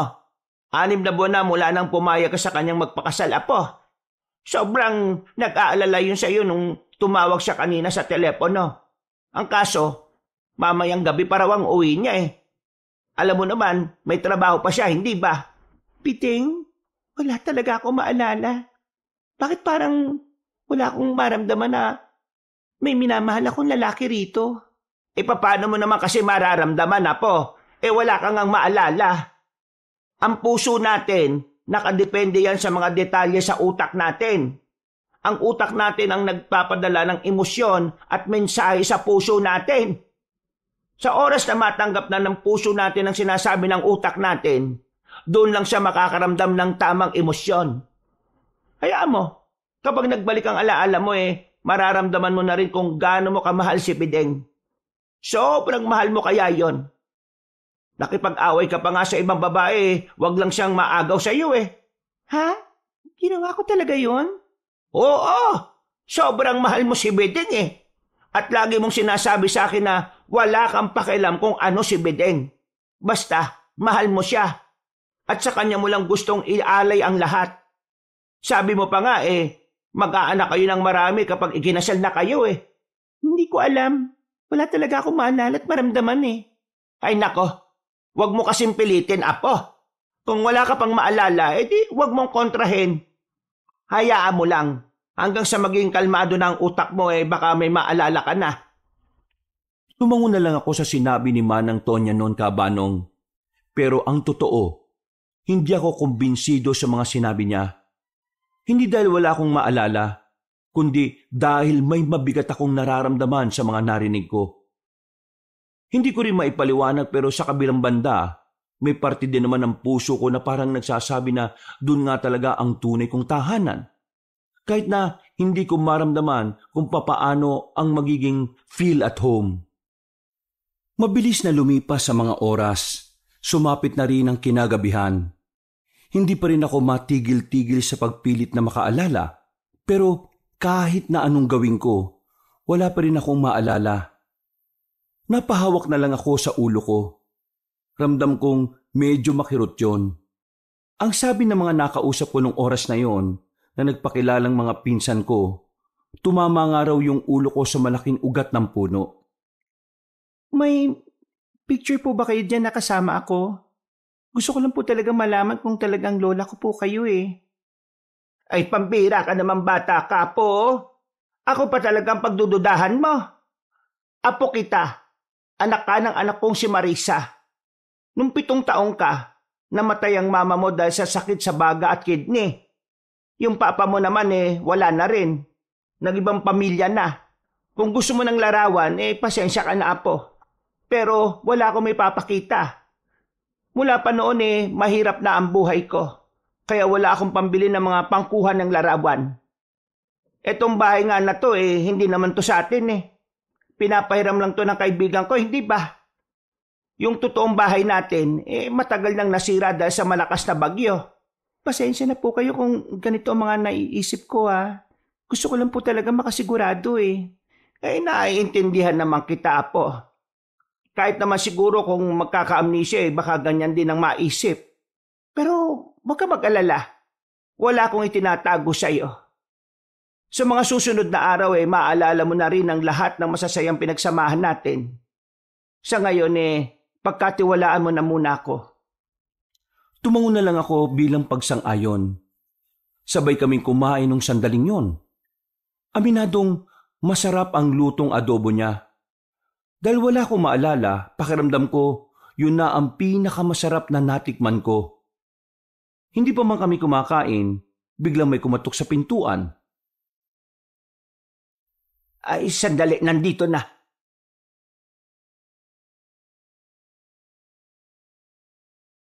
Magandang gabi, Tonya. Pwede ba akong pumasok? Ayoko naman, tuloy. Isang matandang lalaki ang pumasok ng bahay namin. Sa tingin ko noon, nasa edad 50 hanggang 60 na siya. Nung una akala ko ay si Lola Tonya ang sadya na matanda. Pero nagulat na lang ako nang tumingin siya sa akin. Ngumiti at bumati. Magandang gabi sa'yo. Magandang binibini. Ho?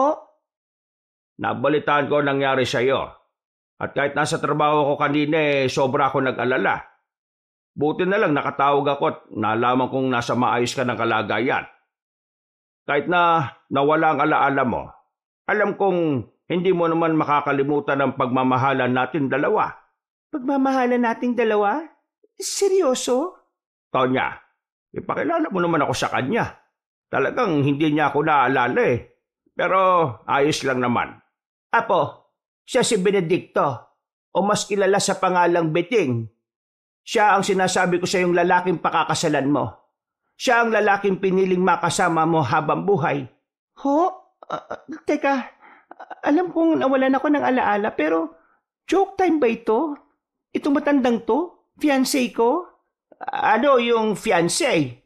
Ebe, alam kong mahirap paniwalaan dahil hindi mo ako maalala. Pero tumingin ka sa mga mata ko. Hawakan mo kamay ko. Mararamdaman mo kung gaano kainit ang pagmamahalan na pinagsaluhan natin dalawa. Hindi ko talaga maramdaman eh.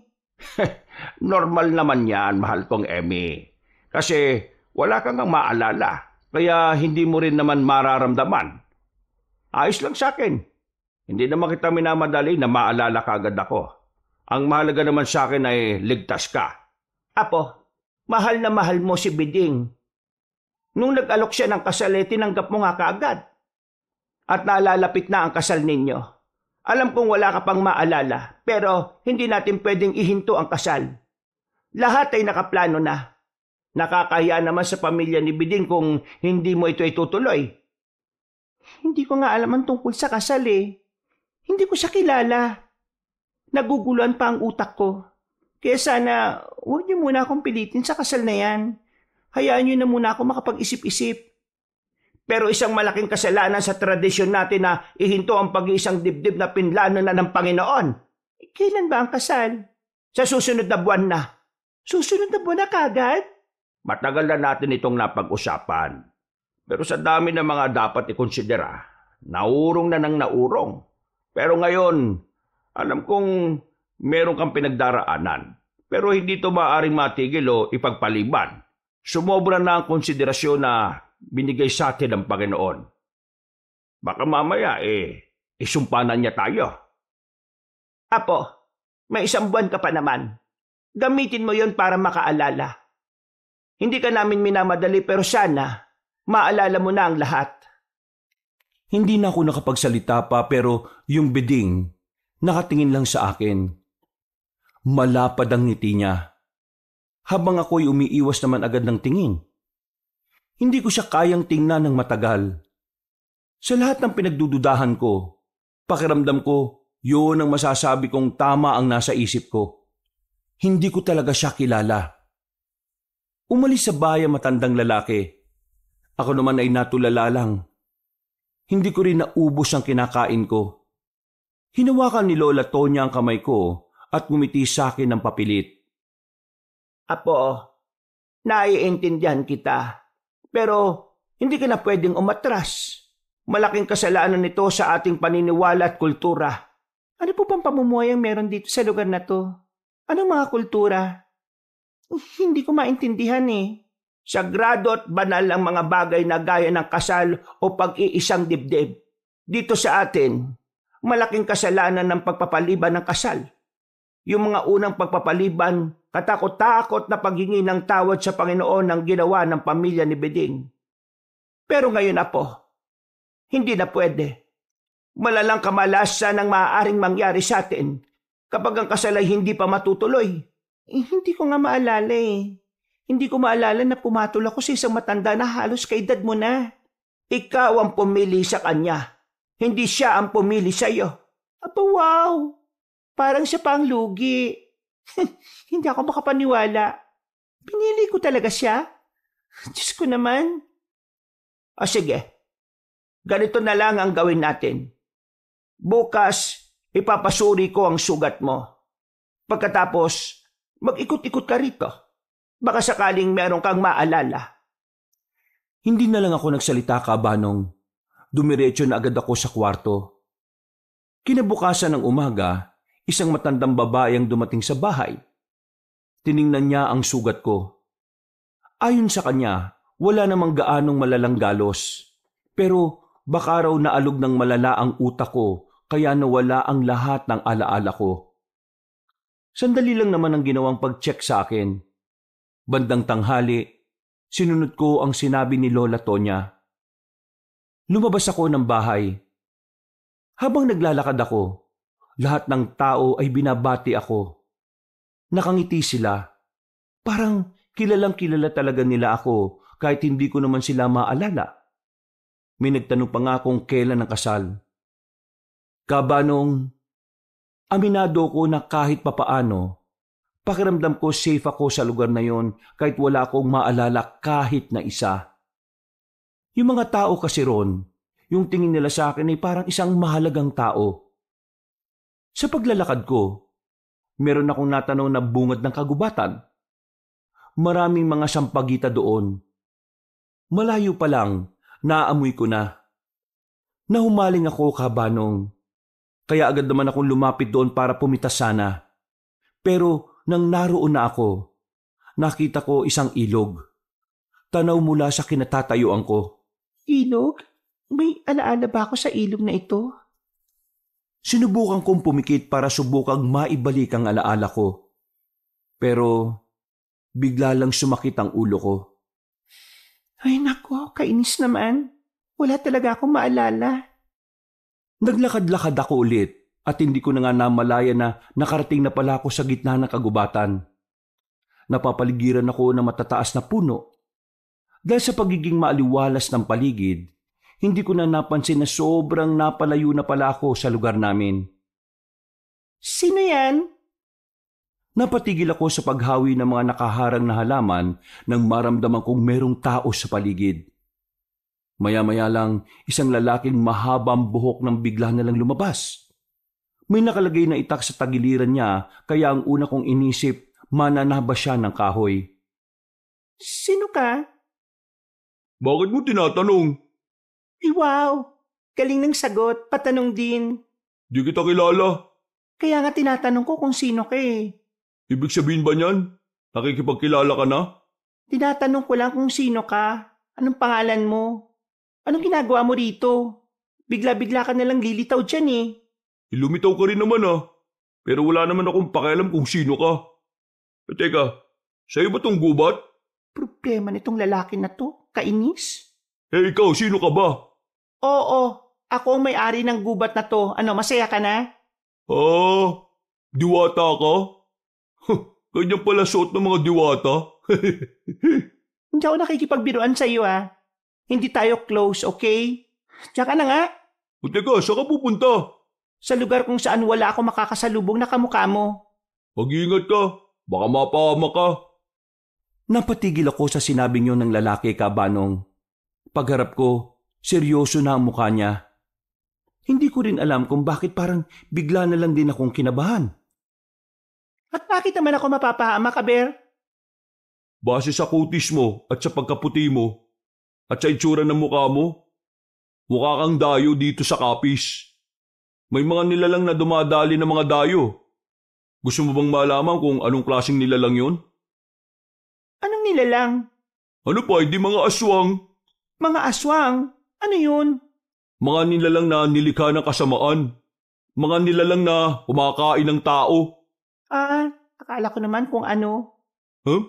Di ka ba natatakot? Bakit ganyan lang ang reaksyon mo? Anong gusto mo? Umiyak ako? Marami nang namatay dahil sa kanila. Kung ayaw mong mapasama sa listahan ng mga taong nawawala, at natatagpuan na lang na wala ng laman loob, huwag kang gumala-gala sa gubat. Hindi ako naniniwala, no? Diyan ka na nga. Naglakad na ako paalis. Hindi ko na nilingon pa ang lalaking yon. Habang naglalakad ako, parang bigla na lang sumakit ang ulo ko. Naalala ko ang sinabi ng lalaki tungkol sa mga aswang. At sa mga sandaling yon, hindi ko alam kung bakit bigla na lang kumirot ang utak ko. Pakiramdam ko noon, Kabanong, meron akong alaala sa mga aswang. Kaya naman, hindi ko maiwasang hindi kabahan. Nakaramdam ako ng pagkahilo. Napasandal ako sa dingding namin. Sakto namang dumating si Lola Tonya. Apo, ano ba nangyayari sa'yo? May naalala ka na ba? Wala po. Masakit lang yung utak ko. Sabi ko naman kasi sa'yo huwag mo nang pilitin masyado. Kung ayaw pa, ayos lang. Kusa mong maalala yan kapag handa na yung utak mo. Nagpahinga na lang ako ng mga oras na yon, Kabanong. At dahil doon, nagdahan-dahan na ako sa pag-iisip ng kung ano-ano. Sa paglakad ng mga araw, parang hinayaan ko na lang na ang panahon ng kusang magpaalala sa akin ng mga bagay-bagay. Sinabayan ko na lang ang agos. At inisip ko na lang din na baka nga totoong taga-roon ako. Na baka si Lola Tonya talaga ang nag-iisang pamilya na meron ako. Na baka nga mahal ko si Biding kahit na parang lolo ko na siya. Lahat ng iyong Kabanong ay iniisip ko dahil halos lahat ng nakikita ko sinasabing ang tunay kong pagkatao ay kabilang sa kanilang lahat. At sa lugar na yon, lalong-lalo na sa kulturang meron doon. Nagkaroon ako ng mga kakilala, mga kaibigan, mga kakwentuhan at nakilala ko na rin ang pamilya ni Biding. Meron pala siyang asawa sa una pero namatay na raw. Wala siyang anak. Kahit na nakakaramdam pa rin ako ng pagkailang, sinubukan kong paniwalaan na talagang mahal ko nga si Biding. Mahal ko, Gemi. Ilang anak ba ang gusto mong gawin natin? Gusto kong malaman. Hindi naman pwedeng ako lang ang magdesisyon sa bagay na yan kasi hindi naman ako ang mahihirapan sa panganganak. Anak? Hindi pa nga tayo kinakasal, anak na kagad? Siyempre, dapat mapag-usapan na natin ang bagay na yan para naipaplano natin ang maayos, hindi ba? Siguro kahit isa lang. Bakit naman isa lang? Kapag kasi marami, makakagulo sila. Makakainggitan, mag-aaway. Tumawa si Biding sa sinabi ko. Ang Lola Tonya naman parang kinilig pa sa sinabi ko. Pero ako, pinipilit ko lang na pakisamahan at sinusubukan ko naman talagang mahalin si Biding dahil yun ang sinasabi nila. Pero kahit na anong gawin ko, wala akong maramdaman talaga, Kabanong. Ay nako, kung isa lang, paano kakalat ang lahi niyong dalawa? At ang apelyido nitong si Biding? Nako, kung babae ang anak, hindi nakakalat. Tonya, ayos lang. Ang akin lang naman gusto kong malaman. Kung hindi niya gusto ng maraming anak, ayos lang naman. Ayaw ko rin namang mahirapan siya balang araw. Maraming salamat. May apo, kumusta ka na nga pala? Nitong mga nakarang araw may naalala ka na ba ngayong nakatira ka na rito sa bahay ni Biding? Wala pa rin pula Hindi ko na lang po pinilit. Paalala ko naman siguro yun ng kusa. Yan! Tama yan na po. Kasi nahihirapan ka kapag pinipilit mo pa Ngumiti na lang ako ng papilit, Kabanong. Pagkatapos ng hapunan namin, lumabas na rin at nagpaalam na rin si Lola Tonya. Naiwan kaming dalawa ni Biding sa bahay niya. Nakabukod ang kwarto ko sa kanya. Nakiusap kasi ako sa ganung setup. Naintindihan naman niya dahil na rin sa pagkawala ng alaala ko. Hindi ba talaga tayo pwedeng matulog ng magkatabi? Kahit tabi lang.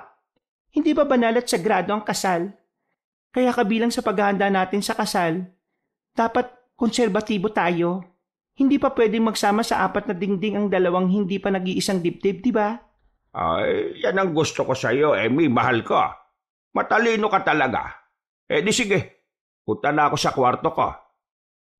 Hahalik pa sana siya sa akin pero pumasok na ako sa kwarto at nagsara ng pinto. Napabuntong hininga na lang ako noong mga sandaling yon. Dumaan pa ang mga araw. 1 linggo na lang bago ang kasal. Kung sino-sino na lang ang nakakaharap ko at nakikilala. Kilala kasi si Bideng sa lugar na yon, kaya pati ako nadadamay sa kasikatan niyang hindi ko alam kung papaano nangyari. Basta ang alam ko, may trabaho siyang malaki ang sahod. Siya ang may pinakamalaking sahod sa mga taong naroroon. Sa mga nagdaang mga araw, meron akong mga napapansing kakaiba lalo na kung gabi. Kung minsan, nakakarinig ako ng malalakas na angil, na ang sabi naman ni Lola Tonya, mga alagang baboy lang daw yon. Pero ang hindi ko maipaliwanag ay yung mga dugong nakikita ko sa likuran ng baryo namin na parang halos araw-araw kong nakikitang umaago sa lupa pababa sa kanal. Ang sabi ulit ni Lola, galing daw sa katayan ng manok. Apa, dito ka na muna ha. Lalabas lang ako sandali. Saan po kayo pupunta? 11:00 na po ah. May kakausapin lang akong amiga ko. Baka kasi umalis bukas at hindi na naman kami magtagpo. Mukhang mahalagang bagay yata yan eh. Ay oo, kailangan eh. O sige po, balik na lang po kayo kagad. Mag-ingat po kayo. Nung gabing yon, sa bahay ni Lola Tonya ako tumuloy. Ilang araw na kasing hindi umuwi si Bideng dahil sa trabaho niya raw. Kaya naisipan kong kay Lola Tonya na muna ako. Tutal, wala naman akong kasama. Halos mag-iisang oras na, hindi pa rin nakakabalik si Lola Tonya. Napaisip ako kung ano ang nangyari sa kanya. Kaya nagdesisyon na akong lumabas at puntahan siya. Sa kakalakad at kakahanap ko kung saan ang bahay ng amiga niya, nakarating na ako sa bahay ni Bideng. Aalis na sana ako na makarinig ako ng malakas na boses. At ang boses na yon ay nagmumula mismo kay Lola Tonya.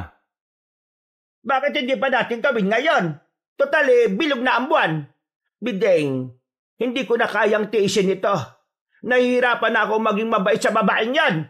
Sa katapusan ng pinakamagandang kabilugan ng buwan. Alam mo naman yan. Tiisin mo na lang kasi. Matatapos na rin naman yung ginagawa mo. Tandaan mo, dito nakasalalay ang buong lahi natin. Kapag hindi ako nagkaanak sa kanya at hindi tayo nakagawa ng bagong uri ng aswang, mawawalan ng saysay ang angkan natin. Mawawalan tayo ng armas laban sa mga manunogis na yon. Ay nako, grabe itong ginagawa mo sa akin, Bideng.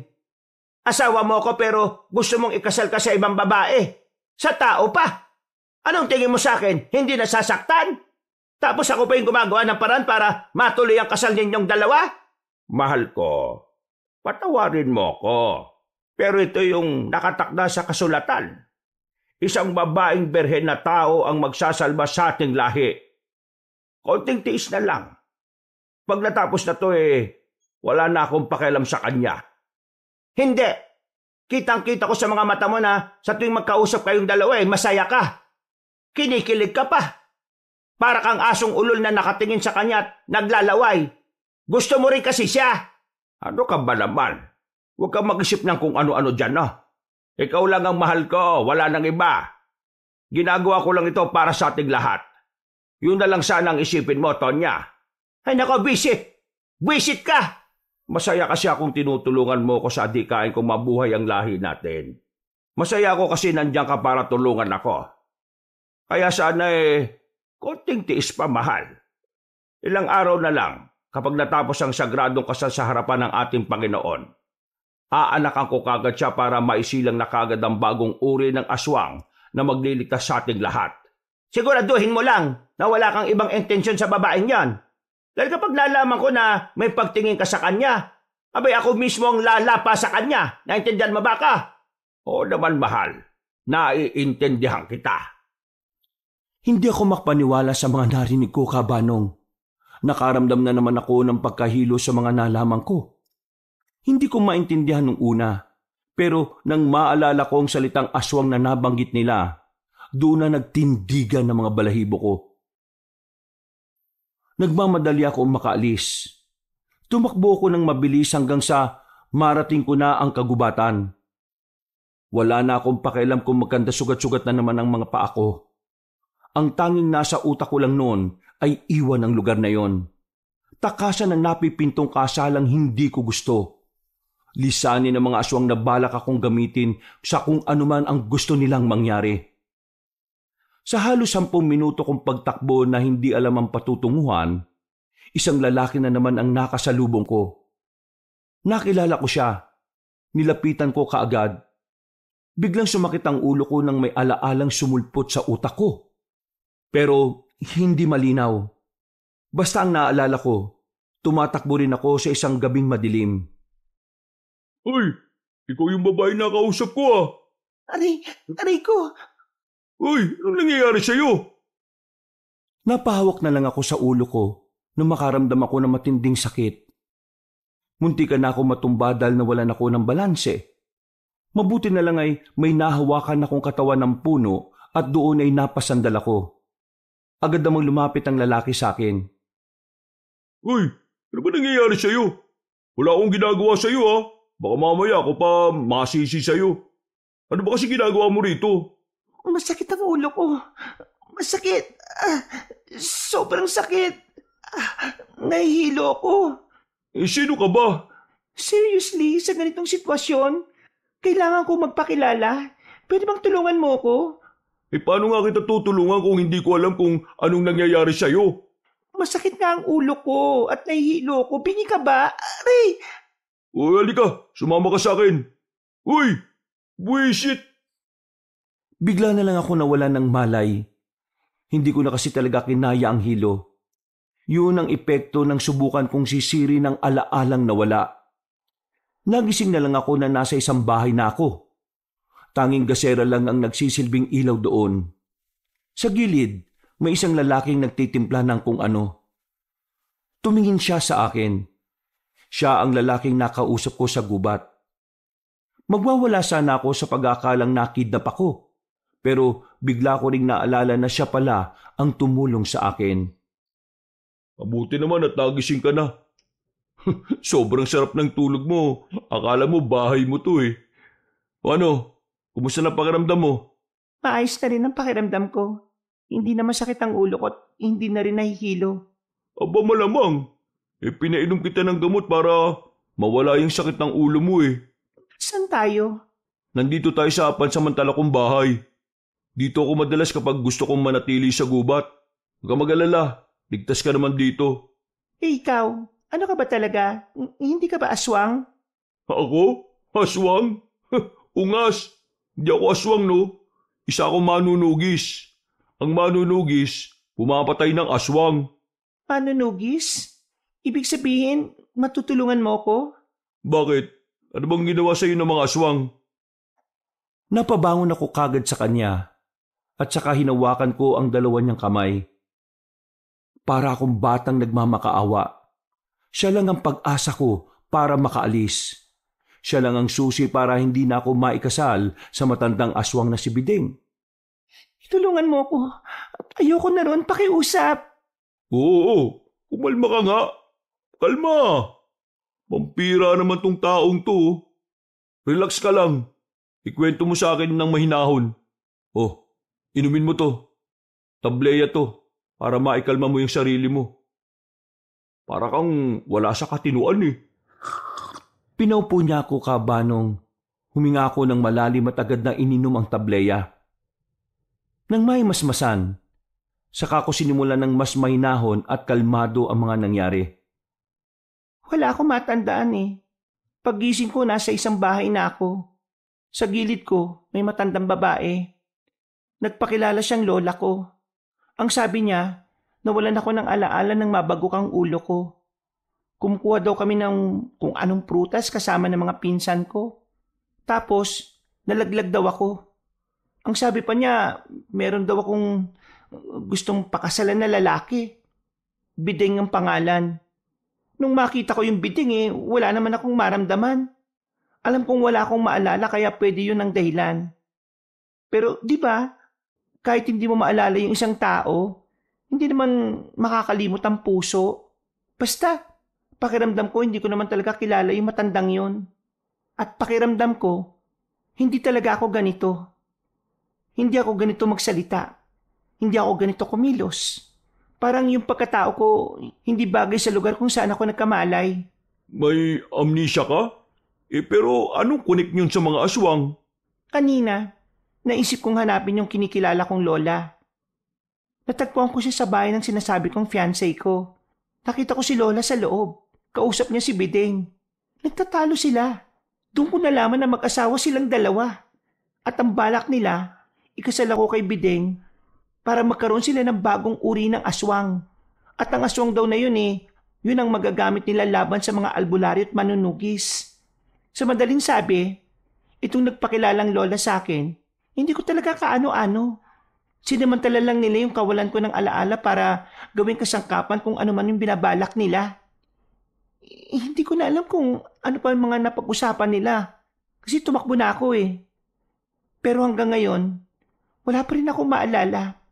Hindi ko alam kung sino ba talaga ako. Ituro mo sa akin kung nasaan yung mga aswang. Ako nang bahala sa kanila. Delikado. Baka marami sila ron. Wala akong pakialam. Ayoko na bumalik dun Dali mo muna ako sa ligtas na lugar. Natatakot na ako rito. Hindi ka nagkaroon ng amnesia. Ha? Anong ibig mo sabihin? May ginawa sa iyo yung matandang nagpakilalang lola mo. Isang kumpletong gayuma. Kumpletong gayuma? Ano yun? Ang matatanda at veteranong aswang, meron silang kakayahan na gumamit ng mga itim na kapangyarihan. Kabilang na rito yung mga pagmamanipula nila sa utak ng isang tao. Ginayuma ka niya. Kasama sa gayumang yon ay ang pagbura sa alaala mo. At ang tanging tatanggapin mo lang na katotohanan ay kung ano ang sasabihin nila. Ginawa nila ang gayuma sa iyo para mas madali nilang maisakatuparan yung mga binabalak nila. Alam ko na binabalak nila Gagamit sila ng birhen na babae para ihalo sa dugo ng isang dugong bughaw na aswang. Kailangan mapigilan ang gagawin nila. Dahil kung hindi, mahirapan na kami mga manunugis na kalabanin sila kapag nangyari yun. Kinayuma ako? Ibig sabihin, walang connect yung pag-untog ng ulo ko. Pero paano mawawala yung gayuma sa akin? Paano ako makakabalik sa dati kung wala akong maalala? Alam ko kung paano mawawala ang gayuma sa utak mo. Pero kailangan mong bumalik doon. Ha? Babalik pa ron? Ang nanggagayumang aswang ay may malakas na konsentrasyon na kahit abala sila sa ibang bagay, nananatiling buo ang konsentrasyon nila. Isa lang ang paraan para mawasak yon. Kailangan nilang maituon ang atensyon nila sa pisikal na sakit. May ibibigay ako sa iyong karayom. Hindi yung basta karayom lang Ginagamit ko ang karayom na yon kapag may sinasapian. Mabisa rin itong pantanggal ng gayuma. Itutusok mo sa kanya yon ng pasimple lang. Nang sa ganun mawala ang konsentrasyon na ginagawa niya sa sarili niya. Kapag nagawa mo yun, mawawala na rin ang gayuma. Pero kailangan mong magdoble ingat. Mautak ang mga veteranong aswang. Alam nila kung may gagawin ka sa kanilang masama. Magpanggap ka munang walang alam. Kumuha ka ng tamang tiyempo. Saka mo itusok ang karayom. Pwede bang abangan mo ako sa kanto? Para kapag nagawa ko na yon, kunin mo na lang ako. Baka kasi hindi na ako makalabas dun kapag nalaman nilang meron na akong naaalala. Sige. Ihatid kita at hihintayin kita sa bungad. Pero kailangan mo magawa ng maayos ang pinapagawa ko sa iyo Dahil kung hindi, habang buhay ka nang naroon at baka mahirapan akong kunin ka. Ano nga palang pangalan mo? Kaloy ang pangalan ko. Ako, hindi ko alam pero ang sabi nila, Emmy ang pangalan ko. Malamang, hindi mo yung totoong pangalan. O sige, ganda na lang ang itawag mo sa akin. Ayos Kahit na papano ay nagkaroon ng kapanatagan ang kalooban ko dahil kay Kaloy. Sa isip-isip ko noon, talagang hulog siya ng langit. Sa dami ba naman kasi ng pwede kong makasalubong sa gubat, siya pa talaga na may interes sa pagpatay ng mga aswang. Sinunod ko ang napagkasunduan. Kahit na alam ko ng aswang yung dalawang matanda, lakas loob akong bumalik. Mabuti na lang talaga at wala pa si Lola Tonya sa bahay nang makabalik ako. Mga ilang minuto lang bigla siyang dumating at kalmado siya na parang hindi sila nagtalo ni Bideng. Apa, bakit hindi ka pa natutulog? Kasi inihintay kita Ang tagal mo Ano ka ba naman? Hindi mo naman ako kailangang hintayin eh. Maaga ka pa bukas. Kasi di ba, magsusukat ka ng gown mo. Kaya dapat maaga kang natutulog. Opo, La. Matutulog na rin po ako. Hinihintay lang po kasi kita. Hindi po kasi ako makatulog na mag-isa eh. O siya, sige na. Pumasok ka na sa loob. Hinawakan ako ni Lola Tonya sa bewang. Palihim ko namang inilabas ang karayom. Pag-akbay ko sa kanya, doon ko na pasimpleng itinusok ang karayom. Agad kong itinapon sa gilid ang karayom nang maramdaman niya ang sakit. Aray ko, ano yan? May tumusok sa akin? Po? Ano po? May tumusok sa inyo? Ano po kaya yun? Hindi ko nga alam eh. Ang sakit. Baka po bubuyog. Bubuyog? Wala namang bubuyog dito. Baka naman... Hindi ko na naituloy ang sasabihin ko nang biglang makaramdam ako ng pagsakit ng ulo.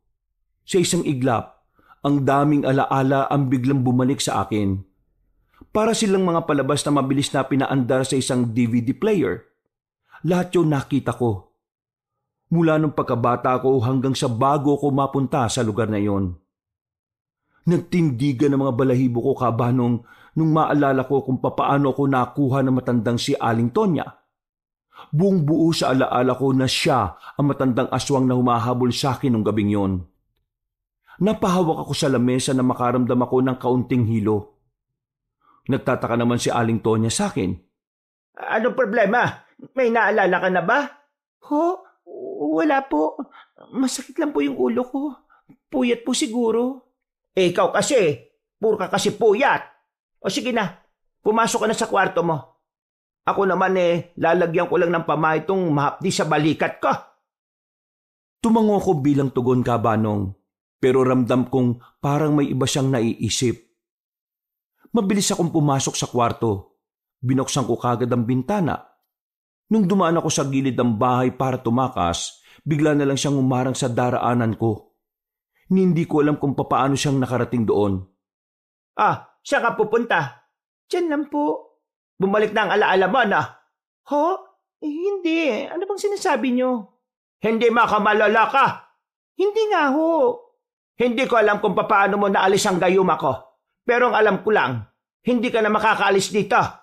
Ikaw ang magiging susi para maisalba ang lahi namin kaya wala ka nang magagawa. Ayoko. Paalisin niyo ako. This is not the place na kinamulatan ko. At kayo mga narito, mga demonyo kayo. Evil! Kahit na anong sabihin mo, wala ka nang magagawa. Lalapitan na sana niya ako nang biglang dumating si Kaloy. Tinaga niya ang Tonya. Nakailag ang matanda kaya daplis lang ang tinamo nito. Pero naging sapat na yon para agad kaming makatakbo. Hinawakan niya ako sa kamay at halos kaladkarinan niya ako. Abis yun sa mga kasama nila. Bilisan mo. Kailangan natin makalis. Lahat ng narito, aswang! Paano mo nalaman? Akala ko yung dalawang matanda lang. Mamaya ka na magtanong. Bilisan mo tumakbo. Kakalat ka rin kita ng balalay. Naalarma ang mga aswang ng mga sandaling yon kabanong. Pero nakalabas na rin kami ng lugar nila. Nang nasa kagubatan na kami, meron kaming nakasalubong na grupo ng mga aswang. Sa gilid ka lang. Akong bala. Kinuha na niyang itak niya sa tagiliran. Pinagtatataga niya ang mga aswang. Agad din naman niyang napatumba ang mga yon. Pero nasugatan siya sa braso at balikat. Parang wala lang yun sa kanya. Nagpatuloy kami sa pagtakbo. Pero kahit na anong gawin namin, nasusundan pa rin kami ng nasusundan. At sa paulit-ulit na pakikipaglaban ni Kaloy sa mga aswang, parami na rin ng parami ang mga sugat niya sa katawan. Nararamdaman ko nang nahihirapan siya. Habang ako, walang magawa. Isang malaking pabigat. Hanggang sa mapalibutan na naman kami ng mga aswang. Nasa tuyong palayang kami ng mga oras na yon. Malapit na sana kami sa kalsada pero wala na kaming chance na makaalispad dahil nakapalibot na sila sa amin. Anong akala niyo? Matatakasan niyo kami? Nahihibang na ba kayo? Ikaw lalaki ka. Isa ka bang manunugis at bakit ang lakas ng loob mong makialam? Wala kang pakialam kung nakikialam ako. Hindi ko hayaan na manalo kayo sa binabalak nyo. At kahit ikamatay ko to ngayon, Sinusumpa kong mamamatay na rin ang lahi ninyo. Ha! Ang kapal ng mukha mong sabihin yan. Tingin mo makakapayag akong hindi maisakatuparan ng mga pangarap namin? Ito na ang tamang pagkakataon doon, iha. At ngayon, wala na kayo magagawa. May kakasala sa akin ng babaeng yan at makakagawa na rin kami ng anak. Isang bagong uri ng aswang. Kalahating aswang na dugong berde at kalahating tao. Ang pangit ng mukha mo. Hindi ako papayag na maikasal sa'yo. Mas pipiliin ko na lang na magpakasal sa sarili ko kaysa ganyang mukha ang makasama ko habang buhay. Kadiri ka, no? Ang tanda mo na. Mas matanda ka pa yata sa tatay ko eh. Ay wala akong pakialam. Ang malaga sa akin ay ang lahi namin. Mga kasama, patayin niyo manunugis na yan at kunin ang babaeng yan para maibalik sa baryo. Dudumugin na sana nila kami nang makarinig naman kami ng malalakas na putok. Agad akong pinadapa ni Kaloy. Pagtingin namin, maraming mga armadong lalaki ang bigla na lang dumating. Yung mga aswang naman, nang isa-isay habang sinasalo ang mga bala. Tumakbo ang matandang lalaki na si Bideng at si Aling Tonya naman nakabulagta na. Maraming nasalong bala. Halos man lambot ako sa tuwa nang makita kong naroon din si Papa. Kasama niya ang mga kamag-anak ni Anton. Natagpo nila ako dahil sa cellphone kong itinatago ni Aling Tonya. Nagawa nila akong ipatrace. Bagay na talagang pinagpasalamat ko. Anak, ayos ka lang ba? Anong nangyari sa'yo? Pa, sorry. Ayoko na rito. Ayoko pa mamatay. Sorry talaga. Don't say that. Nandito na ako. Hindi ko hayaan na mawala ka sa akin, okay? Ligtas ka na. At yung mga aswang na yon, papatayin namin yon para sa'yo. Eba, napilitan na akong sabihin kay Sir Ramil na nasa amin ka eh. At tungkol sa pagkawala mo. Hindi ka na kasi namin mahanap eh. Mabuti na lang, na-trace nila yung cellphone mo at nalaman namin ang location mo. Maraming salamat. Sobrang thank you talaga. Akala ko hindi na ako makakabalik eh. Sino naman ang lalaking yan? Siya ang nagligtas sa akin pa. Isa siyang manunugis. Pinapatay niya ang mga ugly monster na yon. Maraming salamat sa iyo, iho. Wala pong anuman. Pero kailangan po natin silang habulin. Buhay pa po sila eh. Kung hindi po natin sila mauubos, babalik at babalikan nila yung anak ninyo. Sir Ramil, kami na po ng mga kamag-anak kong bahala rito. Umuwi na lang po kayo sa amin. Elias, samahan mo sila pauwi sa atin ha. Tapi, insan! Hinayaan na namin sila Anton at si Kaloy na umasikaso sa mga aswang. Agad na rin kaming bumiyahe. Pag-uwi ko sa bahay nila Anton, nakaabang na agad ang buong pamilya niya. Sobrang nag-aalala sila sa akin dahil halos 1 buwan akong nawala. Inasikaso nila ako. Pakiramdam ko noon, parte talaga ako ng pamilya nila. Anak, I'm so sorry sa nangyaring ito sa iyo. It's my fault. Kung hindi sana kita pinilit na pumunta sa Amerika maybe hindi ito nangyari. Sorry. I'm really sorry, Eva. No, kasalanan ko rin naman eh. Kung sana hindi ko pinilit si Anton. At kung nakinig ako sa kanya, hindi ito mangyayari. Papa, I'm so scared. Nakakatakot sila. Akala ko dati hindi sila totoo pero totoo pala at muntikan pa nila akong gawing instrument para sa mga kahayupan nila. Inalisan nila ako ng alaala using that gayuma thing. Buti na lang, tinulungan ako ni Kaloy. Wala ka nang dapat pang ikatakot, anak. Ligtas ka na. Narito na ako. Hindi ko hahayaan na may mangyari pang masama sa iyo. Naging kalmado na rin ako makalipas lang ng ilang oras. Mga bandang madaling araw na, nakabalik na rin sila Anton. At ayon sa kanila, napatay na raw nila ang lahat ng mga aswang. Nasunog na rin nila ang tirahan ng mga yon. Sabi sa akin ni Kaloy, kailangan ko raw lisanin ng kapis. Baka raw kasi may mga grupo pa ng aswang na magka-interes sa akin. Yung natalo raw kasi nilang mga aswang, isang angkan lang daw yon. Nagpasalamat ako kay Kaloy. Kung di dahil sa kanya, baka hindi na ako nakaalis pa roon. Utang ko sa kanya ang buhay ko. Sinubukan nga rin siyang bigyan ni Papa ng reward, pero hindi niya tinanggap. Talagang totoo ang pagtulong niya at wala siyang hinihinging kapalit. Binigyan na lang namin siya ng contact number para sakaling may kailanganin siya ay pwede siyang lumapit sa amin. We're home. Alam kong na-miss mo ang mga pagkain dito, anak. Kaya nagpaluto ko ng marami. Anton, sumabay ka na rin sa amin, ha? At yung pinsan mo, papasukin mo rito. Bakit ba nasa sasakyan lang yon? Nahiya raw po eh. Ang laki raw po kasi ng bahay niyo, sir. Ay, Diyos ko, nahiya pa. Kulang pa ito sa ginawa niyo para sa anak ko, ano?